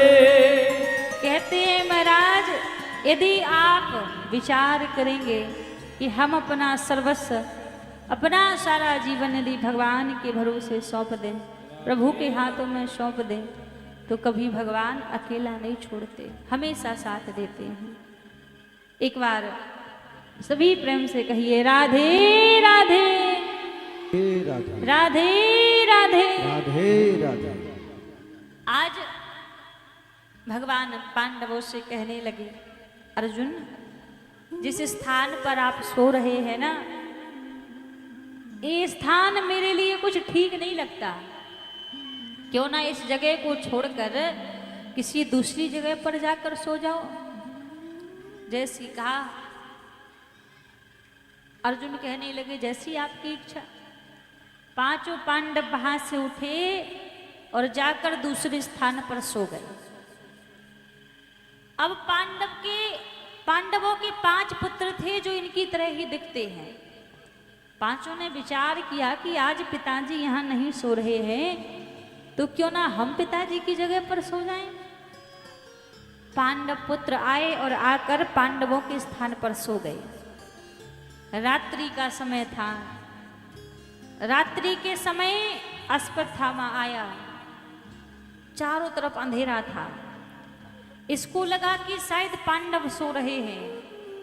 आया और यहाँ पर सोते हुए 5 पुत्रों के शीश काट कर ले गया। जब 5 बालकों के शीश काट कर ले गया, दुर्योधन के पास पहुंचा। कहा, मित्र तुमने कहा था एक को मार कर आना, लेकिन मैं एक को नहीं 5 को मार कर आया हूं। दुर्योधन बोला, विश्वास नहीं होता कि तुमने 5 को मार दिया। जैसे ही कहा, अश्वत्थामा बोला, मुझे पता था तुम भरोसा नहीं करोगे, इसलिए मैं 5 के शीश लेकर आया हूं। और जैसे उन शीश को प्रकाश में दुर्योधन ने देखा, अब तो और विलाप करने लगा। कहा, मित्र ये पांडव नहीं है, ये तो पांडव पुत्र हैं। अब तो तुमने मेरे वंश में कोई पानी देने वाला भी नहीं छोड़ा। ये तो पांडवों के बालक हैं जिनको तुमने मारा है। ये तुमने ठीक नहीं किया, ये तुमने गलत किया है। अच्छा, गलत करने के लिए समझा कौन रहा है? नीति का ज्ञान कौन दे रहा है? जिसने सारा जीवन अनीति से बिताया है। आई तो तुझे याद धर्म की अंत समय पर आई, अगर याद पहले आ जाती होती नहीं लड़ाई। ये सही गलत का ज्ञान यदि दुर्योधन को पहले ही आ जाता तो आज यहाँ महाभारत का युद्ध ही नहीं होता, जो ज्ञान आज दे रहा है। लेकिन क्या होता है, जीवन भर तो हम मनमानी आचरण करते हैं, जो मन में आता है वही करते हैं। लेकिन भैया जब अंत समय आता है तो अंत समय पूरे जीवन भर के किए हुए पुण्य पाप हमारे नेत्रों के सामने आते हैं। हमने जितने अच्छे कर्म किए हैं वो भी हमारे सामने आते हैं, और जितने हमने बुरे कर्म किए हैं वो भी हमारे सामने ही आते हैं। मरने के बाद अंत समय सब कुछ हमें स्मरण आता है कि हमने क्या किया है क्या नहीं किया है। इसलिए कहते हैं ना, जीवन ना बहुत सावधानी पूर्वक बिताना चाहिए, सावधानी पूर्वक जीवन को जीना चाहिए। आज यहाँ भोर की बेला हुई। जब भोर की बेला हुई तो द्रौपदी ने देखा आज बड़ी देरी हो गई, मेरे पांचों पुत्र जागे नहीं हैं। और जब देखा कि मेरे पांचों पुत्र जागे नहीं हैं, जरा देखूं तो सही क्या बात है। और जैसे ही पुत्रों को जगाने के लिए द्रौपदी गई तो क्या देखा, रक्त की धार बह रही है पूरे कक्ष में। धड़ तो पांचों के पड़े हैं पर सर एक का भी नहीं है। रुदन करने लगी, विलाप करने लगी। मेरे पुत्रों ने किसी का क्या बिगाड़ा था जो आज मेरे पुत्रों को मार दिया। यदि इतना ही बैर था तो इतने बलशाली मेरे 5 पति हैं, उनके साथ में आकर युद्ध करते। मेरे बच्चों ने किसी का क्या बिगाड़ा था। रुदन करने लगी, विलाप करने लगी, क्योंकि कहते हैं भैया जीवन में कोई व्यक्ति हमसे कितना भी प्रेम कर ले, कोई व्यक्ति कितना भी हमारा अपना हो जाए, लेकिन माता पिता की तरह प्रेम नहीं कर सकता।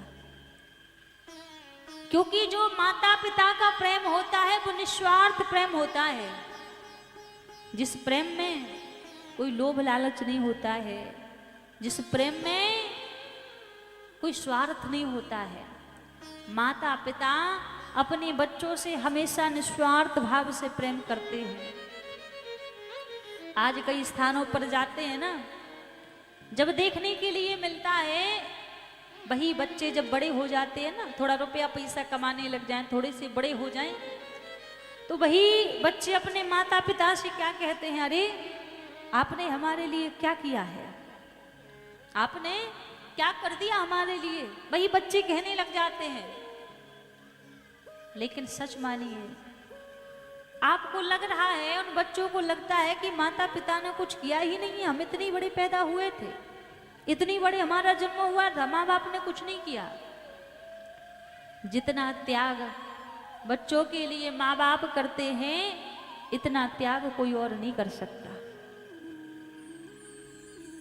कहते हैं ना, जब एक माँ एक संतान को जन्म देती है, जब एक माँ एक बच्चे को जन्म देती है तो अपनी सुंदरता का त्याग कर देती है एक बच्चे को जन्म देने पर। लेकिन वही बालक क्या करता है, जब घर में बहू आ जाए ना, एक सुंदर पत्नी के आ जाने से उसी माँ बाप का त्याग कर देता है, उसी माँ का त्याग कर देता है। पर भैया कहते हैं माँ बाप का स्थान इस संसार में कोई नहीं ले सकता। लोग 4 धाम की यात्रा करने के लिए जाते हैं, उनसे पूछो कि 4 धाम की यात्रा पर क्यों जा रहे हैं, तो जवाब मिलेगा 4 धाम की यात्रा करेंगे तो पुण्य मिलेगा, हमें पुण्य की प्राप्ति होगी।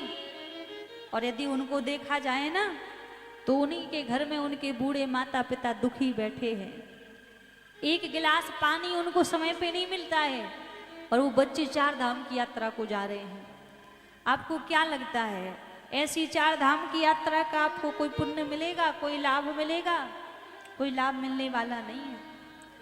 क्योंकि हमारे सनातन धर्म में 4 धाम ही विशेष क्यों बताए हैं? 5 धाम भी बता देते, 3 धाम भी बता देते, 4 धाम की ही महिमा क्यों गाई है? वास्तव में वो 4 धाम हैं क्या? कहा 2 माँ के चरण और 2 पिता के चरण, वो वास्तव में जीवन में 4 धाम है। जिन्होंने माँ बाप के चरणों को पूज लिया ना, उसको घर बैठे 4 धाम की यात्रा का फल मिल जाएगा। वरना भी दुर्गा पूजा का समय आ रहा है ना, लोग मंदिरों में इतना लाखों रुपए खर्च करके भंडारा करवाते हैं। क्यों? बोले भंडारा करवाएंगे तो पुण्य मिलेगा, हमारा खूब नाम रोशन होगा कि फलाने फलाने ने ऐसा इतना खर्चा करके भंडारा करवाया है। और घर में बूढ़ी माँ भूखी बैठी है, समय पर उसको रोटी नहीं मिल रही है। मंदिर पे जाकर दुर्गा मैया को चुनरी चढ़ा रहे हैं, साड़ी पहना रहे हैं, श्रृंगार कर रहे हैं, और घर में खुद की बूढ़ी मैया फटी साड़ी पहनकर बैठी है। उसको कभी नहीं पूछते कि चल माँ आज तू मेरे संग बाजार चल, अपनी पसंद से कुछ कपड़े ले आ, कुछ साड़ी ले आ, कभी नहीं कहते। आपको क्या लगता है वो मंदिर में बैठी वो दुर्गा मैया प्रसन्न होगी? कभी प्रसन्न नहीं होगी। और हमें लगता है आप मंदिर में जाकर दुर्गा मैया को चुनरी चढ़ाओ या ना चढ़ाओ, साड़ी चढ़ाओ या ना चढ़ाओ, लेकिन एक साड़ी यदि आपने नवरात्रि में अपनी बूढ़ी माँ को लाकर घर में दे दी ना, हमारी व्यासपीठ कहती है, हम भरोसे से कहते हैं वो मंदिर में बैठी दुर्गा मैया प्रसन्न हो जाएगी। क्योंकि सबसे बड़ा भगवान तो सबसे पहले हमारे माता पिता हैं। जो बच्चे कहते हैं कि माँ बाप ने हमारे लिए क्या किया है, कितना त्याग करते हैं माता पिता। आपसे कोई यदि कहे कि एक 2-3 किलो का ही पत्थर आप 24 घंटे अपने पास में रखिए, समझिएगा ज्यादा नहीं, 2-3 किलो का ही पत्थर 24 घंटे अपने पास में रखना है, एक पल के लिए भी उसको खुद से दूर नहीं करना है। अब विचार करो कितनी देर तक रख लोगे? 1 घंटे रख लोगे, 2 घंटे रख लोगे, 4 घंटे रख लोगे, परेशान हो जाओगे, एक तरफ फेंक दोगे। कौन इस बोझ को उठाए, कौन इस बोझ को रोज रोज ढोया करे? आप उस 24 घंटे 1-2 किलो के एक पत्थर को नहीं उठा सकते। लेकिन आप सोचते हैं जिस माँ से आप कहते हो ना कि आपने हमारे लिए क्या किया है, 1-2 दिन नहीं 9 महीने वो माँ हमारा बोझ उठाती है और कभी क्रोध नहीं करती, कभी इसका एहसान भी नहीं बताती है। और हम बड़े छोटे में बड़े सहज में कह देते हैं कि माँ ने हमारे लिए क्या किया है। आप कोई पुण्य धर्म कर्म करें या ना करें, लेकिन यदि आपके घर में आपके माता पिता प्रसन्न हैं तो आप वही धर्मात्मा बन जाएंगे। और आप बहुत पुण्य धर्म कर लें, खूब दान इत्यादि कर लें, लेकिन आपके घर में बैठे बूढ़े माता पिता यदि प्रसन्न नहीं हैं तो आप किसी भी देवी देवता को मना लो, वो मानने वाले नहीं हैं, रीझने वाले नहीं हैं। क्योंकि पहले भगवान हमारे माता पिता हैं।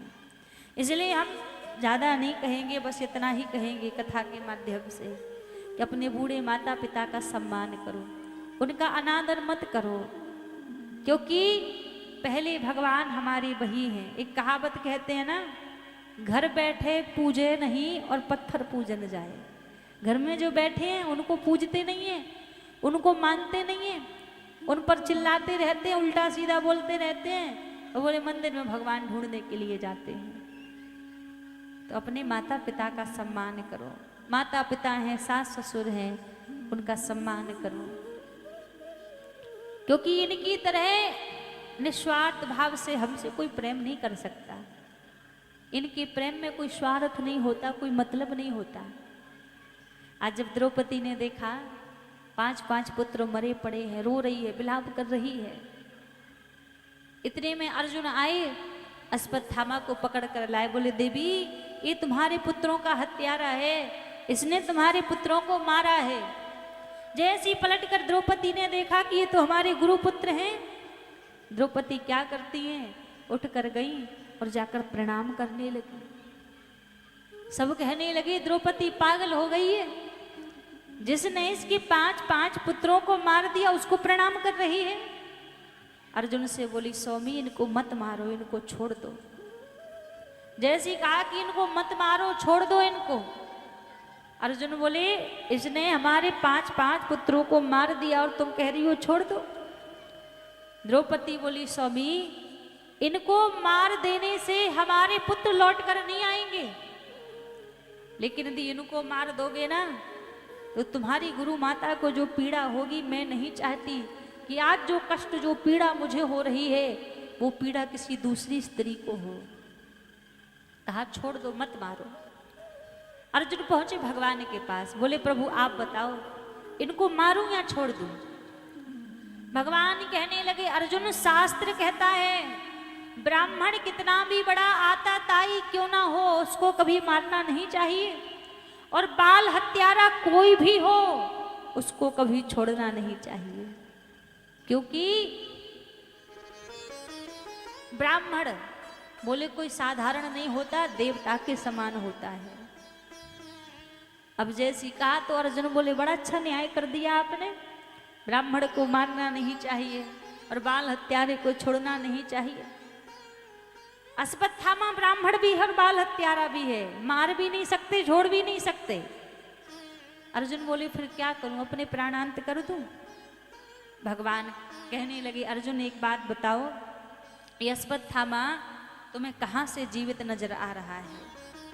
जिस ब्राह्मण का बीच सभा में अपमान हो जाए बोले फिर वो जीवित नहीं है, उसका अपमान ही उसकी मृत्यु के समान है। किसी ब्राह्मण का यदि किसी जगह पर अपमान हो जाए, यदि सच्चा ब्राह्मण होगा तो मर जाएगा पर पलट कर कभी उस स्थान पर नहीं आएगा।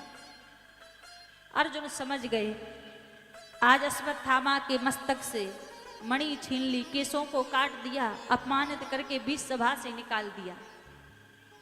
जब बीच सभा से निकाल दिया तो सोचने लगा, विचार करने लगा कि इनके वंश में किसी को छोड़ूंगा नहीं, अब कौन बचा है? पांडव पुत्र थे उनको मार ही दिया है, अब बचा कौन है? ध्यान लगाकर देखा तो अभिमन्यु की पत्नी उत्तरा गर्भवती थी, उसके गर्भस्थ बालक के ऊपर अग्नि अस्त्र का प्रहार कर दिया। जैसे अग्नि अस्त्र का प्रहार किया, उत्तरा दौड़ी दौड़ी भगवान के पास आई, पाही पाही महायोगिन देव देव जगतपते, कहा हे केशव मेरे गर्भस्थ बालक की रक्षा करो। बोली मैं मर जाऊं मुझे उस बात की पीड़ा नहीं है, लेकिन मेरे गर्भ में जो बालक पल रहा है यदि वो बालक मर गया तो उस पूरे वंश में कोई पानी देने वाला नहीं बचेगा। भगवान ने सूक्ष्म रूप बनाया और आज उत्तरा के गर्भ में प्रभु प्रवेश कर गए। अच्छा, कहते हैं भगवान जन्म नहीं लेते, भगवान अजन्मा है। जन्म क्यों नहीं लेते? क्योंकि भगवान किसी के गर्भ में नहीं जाते। अब बोले जब भगवान किसी के गर्भ में नहीं जाते तो फिर मानस में बाबा तुलसीदास जी ऐसा क्यों कहते हैं कि जाद मृत हरि गर्भ ही आए? तुलसीदास जी ने कहा कि जिस दिन से मैया कौशल्या के गर्भ में रघुनाथ जी आए थे पूरी अयोध्या का वातावरण बदल गया था। और एक तरफ कहते हैं कि भगवान गर्भ में नहीं जाते। बात दोनों ही सच है, भगवान गर्भ में नहीं जाते हैं, लेकिन यदि कोई भक्त जब करुण पुकार करता है तो भगवान रुक भी नहीं पाते हैं। आज उत्तरा की करुण पुकार को सुना प्रभु ने और सूक्ष्म रूप बनाकर उत्तरा के गर्भ में प्रवेश कर गए और उस गर्भस्थ बालक की रक्षा की। कुंती बुआ ये सारा दृश्य देख रही थी, आई और आकर भगवान को प्रणाम करने लगी। जैसे ही भगवान को प्रणाम करने लगी तो भगवान कहने लगे बुआ जी मैं आपका भतीजा हूं, मुझे आपको प्रणाम करना चाहिए, आप मुझे प्रणाम क्यों कर रही हो? जैसे ही कहा तो यहाँ पर कुंती बुआ कहने लगी प्रभु मैं जानती हूँ कि आपने मेरे ऊपर अनुग्रह किया है और आप मेरे भतीजे बनकर आए हैं, लेकिन मैं ये भी जानती हूँ कि आप परम पिता परमात्मा हैं, आप भगवान हैं, इसलिए मैं आपको प्रणाम कर रही हूँ। ठाकुर जी बोले अच्छा मैं भगवान हूँ, जब मैं भगवान हूँ तो ऐसा करो मुझसे कोई वरदान मांगो, कोई वरदान मांग लो। वरदान की बात आई तो सबने कुछ ना कुछ मांग लिया, लेकिन भैया कुंती बुआ चुपचाप खड़ी है, कुछ भी नहीं मांगती। भगवान फिर बोले बुआ जी अभी अभी तो आप कह रही थी कि मैं भगवान हूँ, जब मैं भगवान हूँ तो आप कुछ तो मांगो। जैसी कहा कुछ तो मांगो। कुंती बुआ बोली प्रभु जब वरदान देने की इच्छा है, वरदान देने का भाव है, तो आप ऐसा करो मुझे दुख दे दो, दुख मांगे। जैसी कहा कि दुख दे दो। भगवान ने कहा कुंती बुआ सब तो सुख मांगते हैं, वैभव मांगते हैं, आप दुख क्यों मांग रही हो? कुंती बुआ बोली प्रभु मुझे ऐसा सुख नहीं चाहिए जो मुझे आपसे दूर कर दे।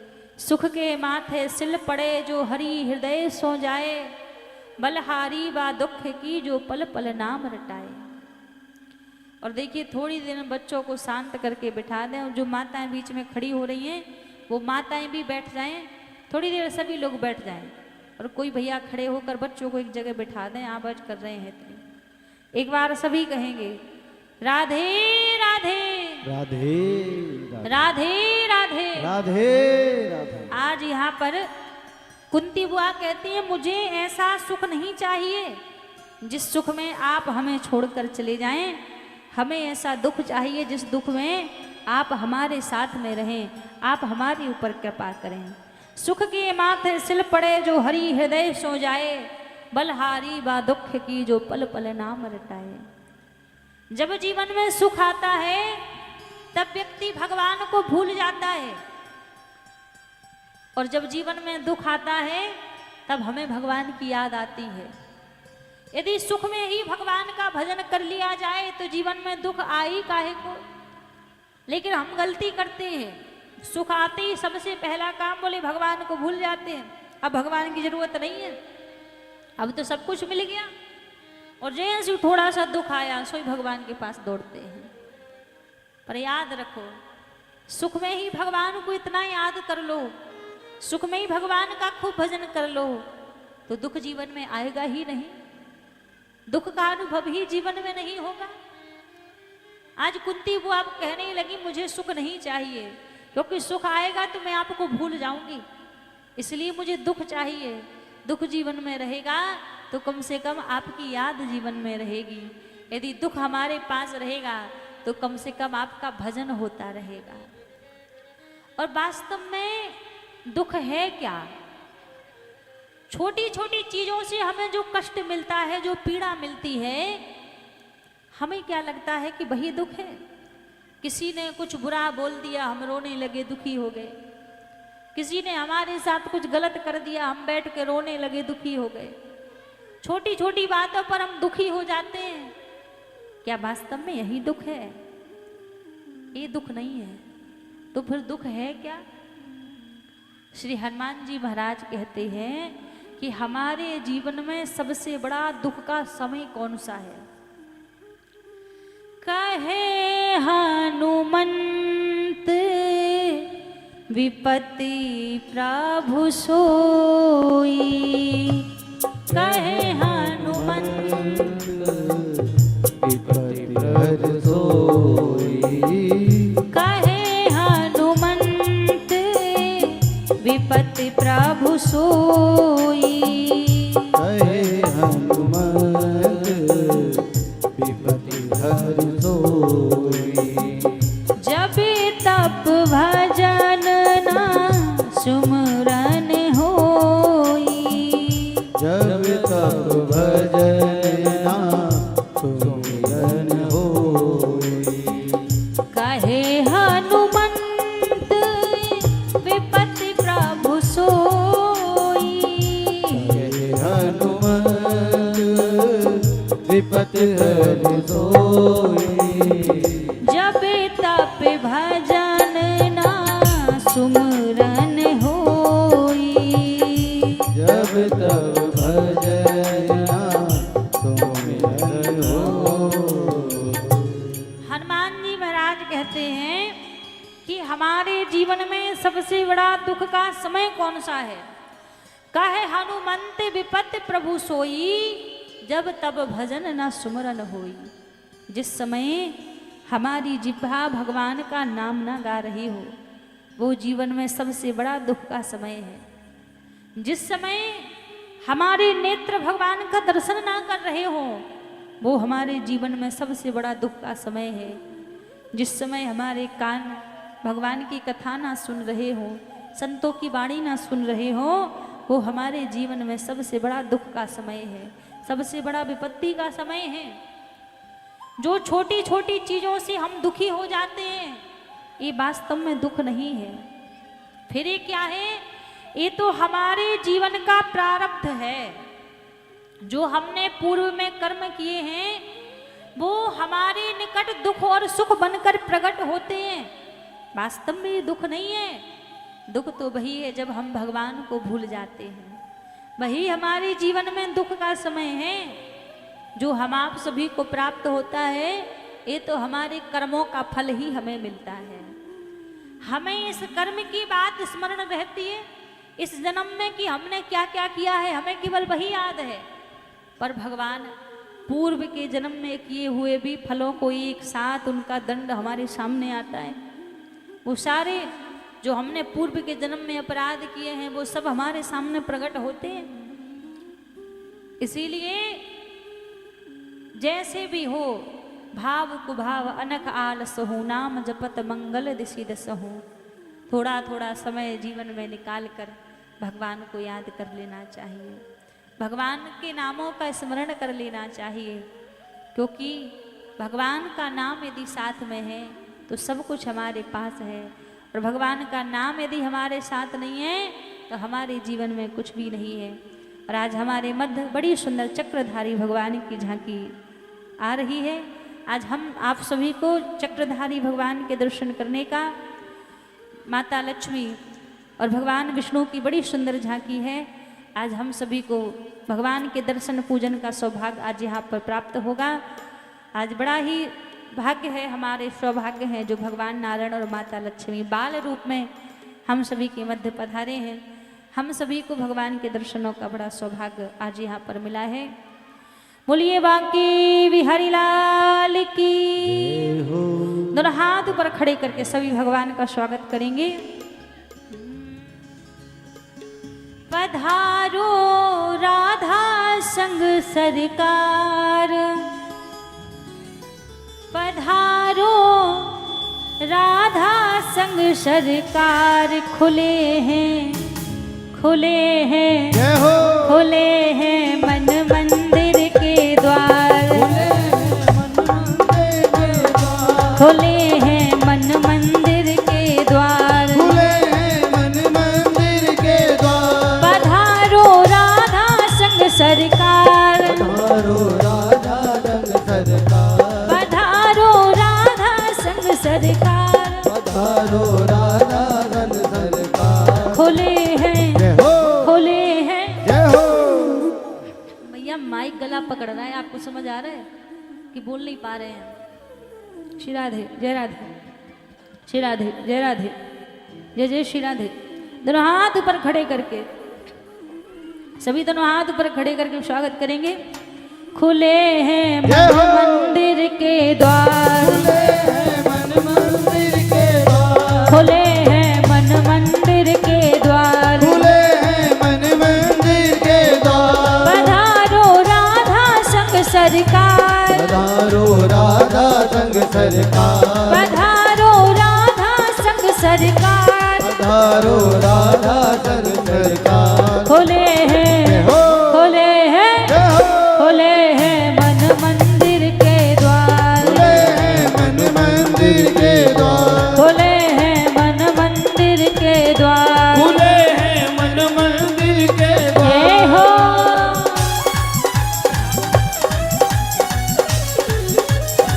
बांके बिहारी लाल की।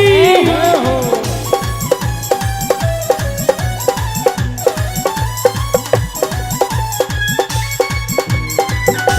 लक्ष्मी नारायण भगवान की। जय हो।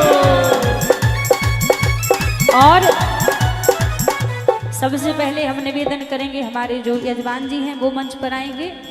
और देखो समिति से जितने भैया जी लोग भी इधर हैं, अब हम सबके नाम से तो परिचित नहीं है। एक आशीष भैया का नाम जानते हैं, एक राहुल भैया का नाम जानते हैं। समिति से जितने भैया जी लोग भी इधर हैं, आप सभी से भी हम निवेदन करते हैं कि आप भी मंच पर पधारें और भगवान का पूजन करेंगे, क्योंकि आपकी ही मेहनत है। आप जो मेहनत कर रहे हैं उसी का फल है कि आज भागवत की गंगा आपके द्वारा यहाँ पर बह रही है। जब इतनी मेहनत कर रहे हैं तो पूजा के काम से भी हमारा प्रयास है कि आप दूर ना रहें। आप देख रेख में सारी मेहनत कर रहे हैं, अच्छा है, लेकिन जो मेन काम है भगवान की पूजा पाठ का, उससे आप दूर ना रहें। तो समिति से जितने भी भैया जी लोग हैं, जितने लोग भी हैं, नाम हम नहीं जानते किसी का, हम निवेदन करेंगे। और आशीष भैया और राहुल भैया तो आ ही जाइए मंच पर। हाँ, इनका तो हम नाम लेकर ही बुला रहे हैं, क्योंकि नाम इनका तो हम जानते हैं। और हमारे भैया हरेंद्र गुप्ता जी भी मंच पर हैं, और भी जितनी समिति के भैया जी लोग हैं वो सभी मंच पर आकर भगवान का पूजन करेंगे। और उसके बाद जितने लोग यहाँ पर बैठे हैं, दादाजी भैया जी लोग, माताएं बहनें, सबको भगवान का पूजन करने का सौभाग्य मिलेगा। देखिए कितना आनंदित करने वाला भगवान का बाल स्वरूप है। लक्ष्मी नारायण भगवान पधारे हैं, कितना सुंदर भगवान का स्वरूप है, हमें दर्शन देने के लिए आए हैं। तो हम निवेदन करेंगे सबको मंच पर आकर भगवान का पूजन करने का पावन सौभाग्य मिलेगा। हमारे राहुल भैया, आशीष भैया और भी जो समिति से भैया जी लोग हैं, सभी आएंगे मंच पर और भगवान का पूजन करेंगे।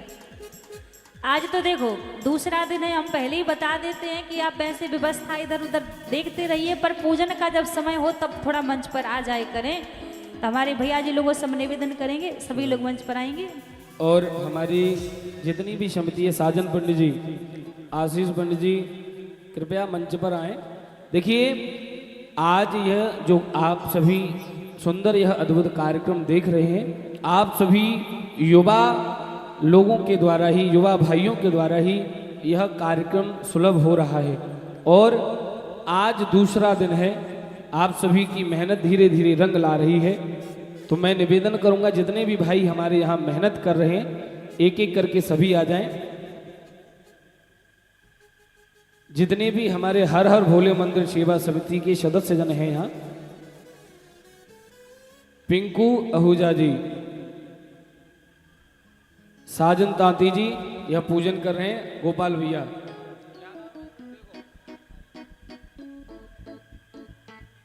साजन तांती जी ये 100 रुपए से भगवान का पूजन कर रहे हैं। एक बार इनके लिए जोरदार ताली बजाएं। हमारे साजन तांती भैया 100 रुपए से श्री लक्ष्मी नारायण भगवान का पूजन किए हैं। श्री लक्ष्मी नारायण कृपा करें। क्या नाम है इनका?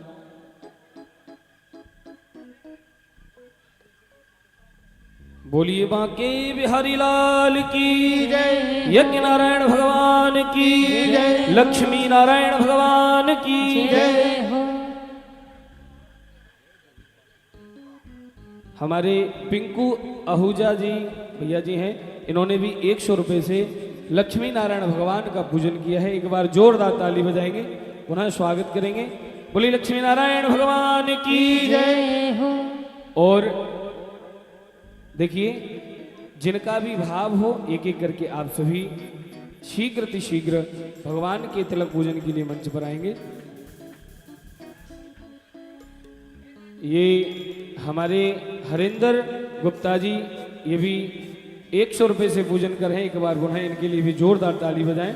हरेंद्र गुप्ता जी, ठाकुर जी कृपा करें, श्री लक्ष्मी नारायण भगवान अपना आशीर्वाद सदैव इन पर बनाए रखें। और समिति की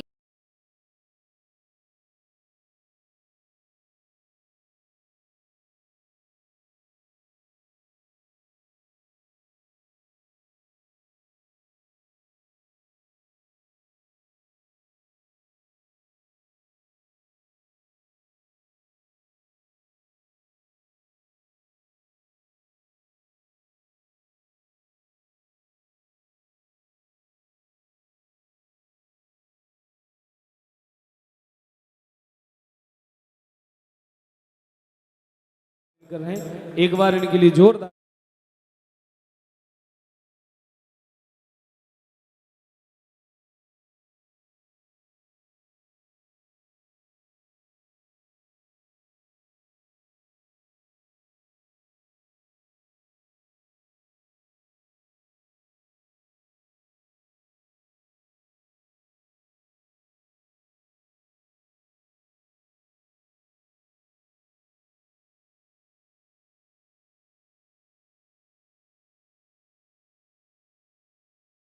न कभी दर्शन कर सकते हैं, न कभी किया होगा, और नहीं ये सौभाग्य आप हम सभी को बार बार मिलता है। आज आप हम सभी को यह सौभाग्य मिल रहा है, प्राप्त हो रहा है, तो सभी इसका लाभ लें। एक बार जोरदार तालियां बजाएं। बोली लक्ष्मी नारायण भगवान की, लक्ष्मी नारायण भगवान की जय हो।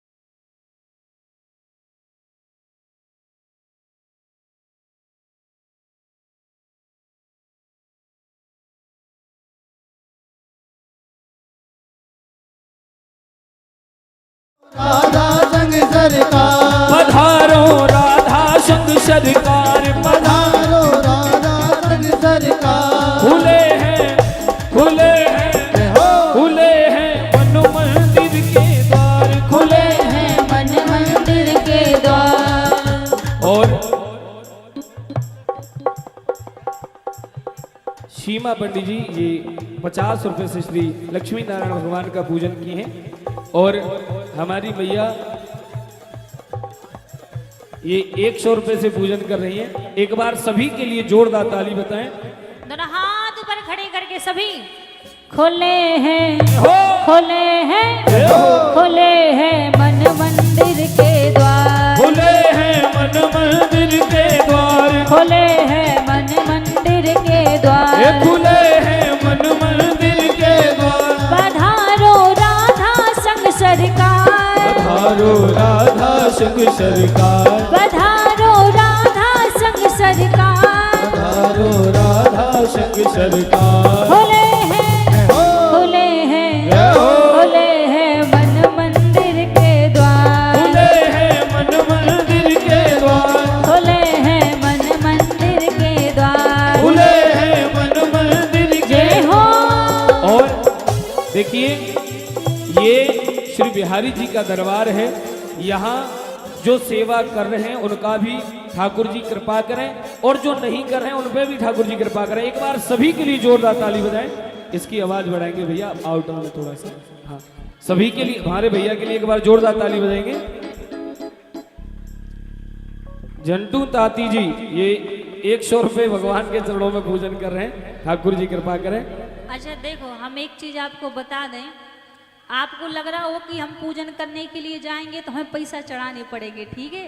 हम पहले ही आपको बता दें, जरूरी नहीं है कि आपके पास पैसे हैं आप तो चढ़ाओ, नहीं है तो कोई जरूरत नहीं है।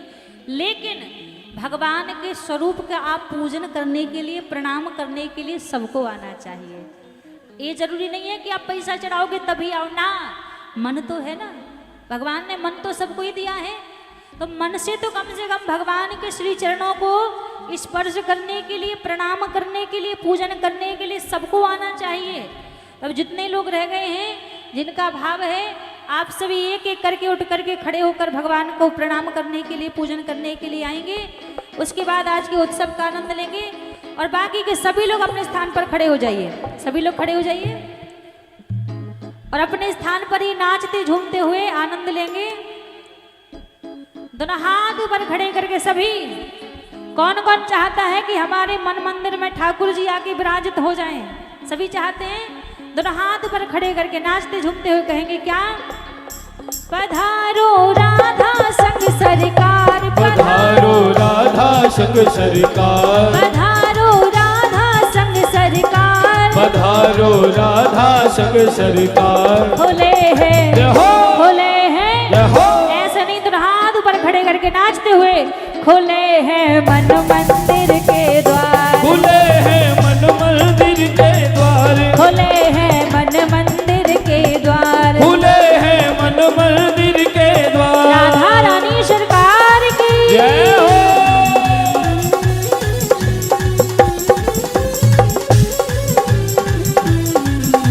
बाके बिहारी लाल की जय हो। भैया जी कीबोर्ड बोलिए।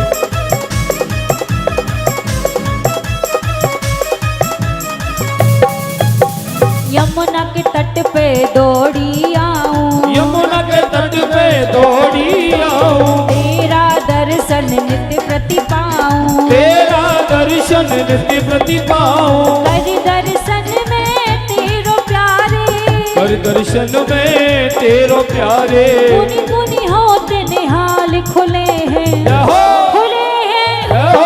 खुले हैं मन मंदिर के ये द्वार, खुले हैं मन मंदिर के द्वार, खुले हैं मन मंदिर के द्वार। खुले हैं मन मंदिर के द्वार। जय हो।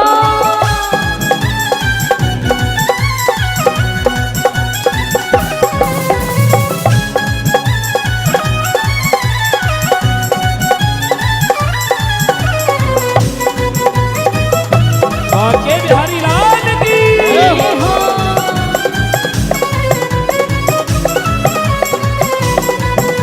और आइए आप हम सभी आरती की तरफ चलते हैं। उससे पहले एक बार सभी दोनों हाथ उठाएं। देखिए आज दूसरा दिन है। कौन कौन किशोरी जी की कृपा पाना चाहता है राधा रानी की? दोनों हाथ उठा करके सभी जो पाना चाहते हैं दोनों हाथ उठा के कहिए, हे हम हाथ उठा कर कहते हैं हम हो गए राधा रानी के। हम हाथ उठा कर कहते हैं हम हो गए राधा रानी के। हम हाथ उठा कर कहते हैं हम हो गए राधा रानी के। हम हाथ उठा कर कहते हैं हम हो गए राधा रानी के। ओ हम हो गए राधा रानी के। हम हो गए राधा रानी के। ऊंचे बरसाने वाली के। ऊंचे बरसाने बारी के। ऐसे नहीं, दोनों हाथ उठाए सभी, दोनों हाथ रख मस्ती में झूमते हुए कहे, ओ हम भुजा उठा कर कहते हैं हम हो गए राधा रानी के। हम भुजा उठा कर कहते हैं हम हो गए राधा रानी के। हम कल भी राधा रानी के। हम कल भी राधा रानी के। हम आज भी राधा रानी के। हम आज भी राधा रानी के। कौन कौन कहना चाहता है कि किशोरी जी हम आज भी हैं, कल भी हैं और सदैव आपके रहेंगे। दोनों हाथ रख के कहिए पुकार के, हो हम जन्म जन्म से कहते हैं हम हो गए राधा रानी के। हम जन्म जन्म से कहते हैं हम हो गए राधा रानी के। हम झूम झूम कर कहते हैं हम हो गए राधा रानी के। हम झूम झूम कर कहते हैं हम हो गए राधा रानी के। और लास्ट बार सभी राधा नाम लेते हुए आरती की तरफ चलेंगे। दाऊ दादा आरती की तैयारी करेंगे। दोनों हाथ उठाए सभी और सभी राधा नाम का गान करेंगे। आप भी दोनों हाथ उठाइए। जय राधे राधे जय राधे राधे जय राधे राधे जय राधे राधे जय राधे राधे जय राधे राधे जय राधे राधे श्री राधे राधे जय राधे राधे श्री राधे राधे जय राधे राधे जय राधे राधे जय राधे राधे जय राधे राधे जय जय श्री राधे। आइए सभी अब आरती की तरफ चलेंगे। कल पुनः समय से पधार कर भगवान की दिव्य कथा का आप हम सभी श्रवण करें। आरती के लिए हमारे जो यजमान जी मंच पे आ जाएंगे। नारायण।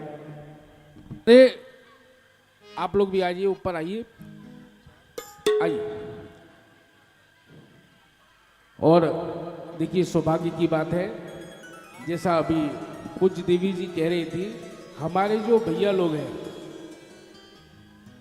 हमारे उम्र के भैया है, नौजवान भैया है, अभी भैया लोग जो काम कार्य कर रहे हैं, धार्मिक कार्य कर रहे हैं, ये इस उम्र में इतना बड़ा, ये हमारे सौभाग्य की बात है।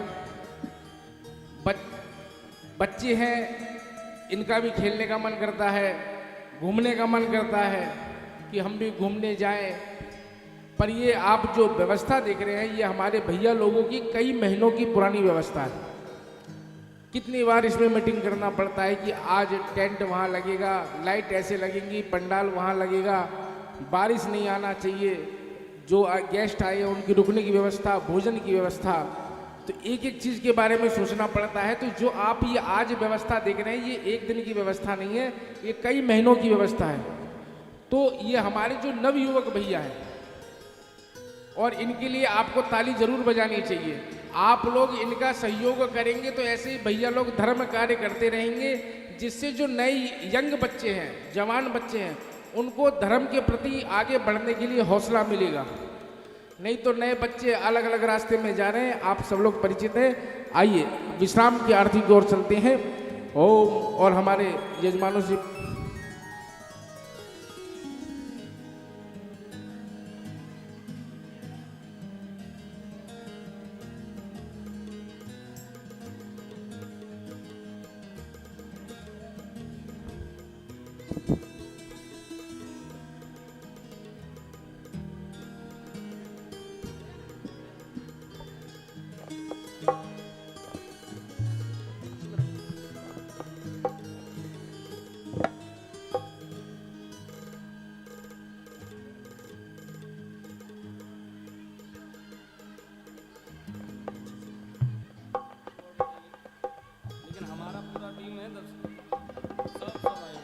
श्री राधे।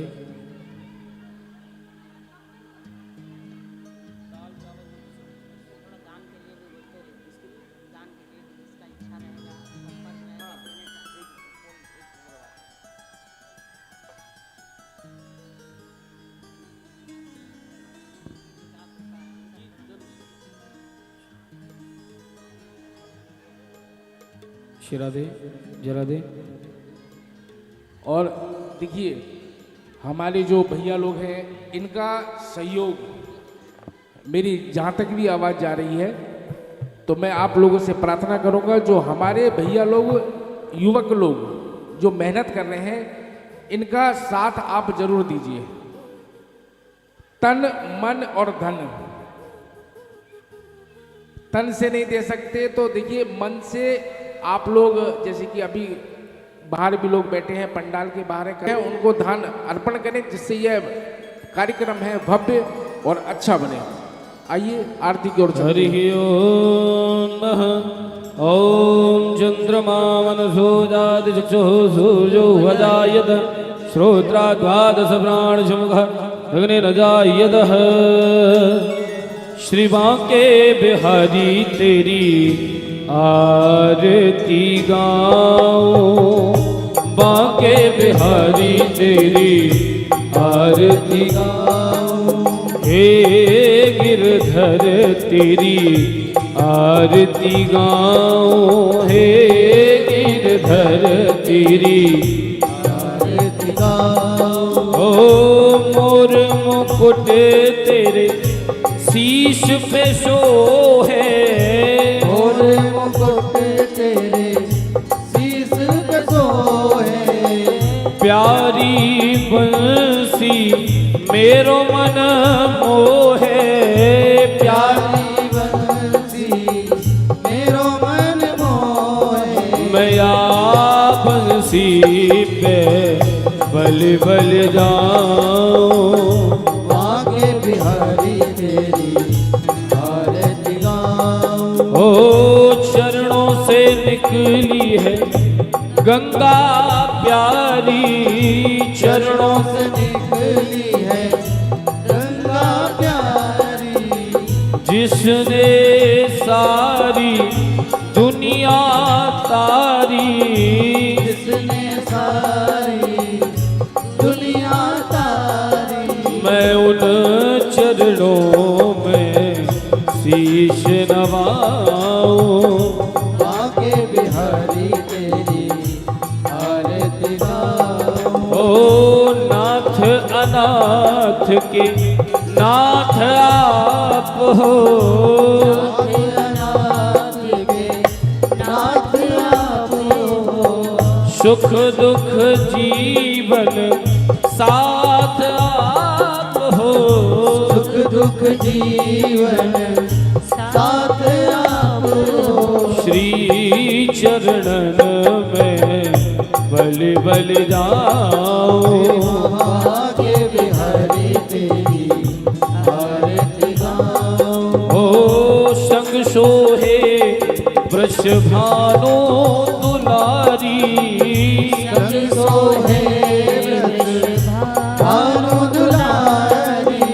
ललिता विशाखा सखियां प्यारी, ललिता विशाखा सखियां प्यारी। मैं वास सदा वृंदावन पाऊं, बांके बिहारी तेरी आरती गाऊं। ओ बांके बिहारी तेरी आरती गाऊं, बांके बिहारी तेरी आरती गाऊं। हे कर्पूर गौर करुणावतार संसार सारम भुजगेन्द्रहार सदा वसंतम हृदयारविंदे भवं भवानी सहितं नमामि। त्वमेव माता च पिता त्वमेव, त्वमेव बन्धो च सखा त्वमेव, त्वमेव वेद्या त्वमेव त्वमेव सर्वं मम देवदेव। ओ त्वमेव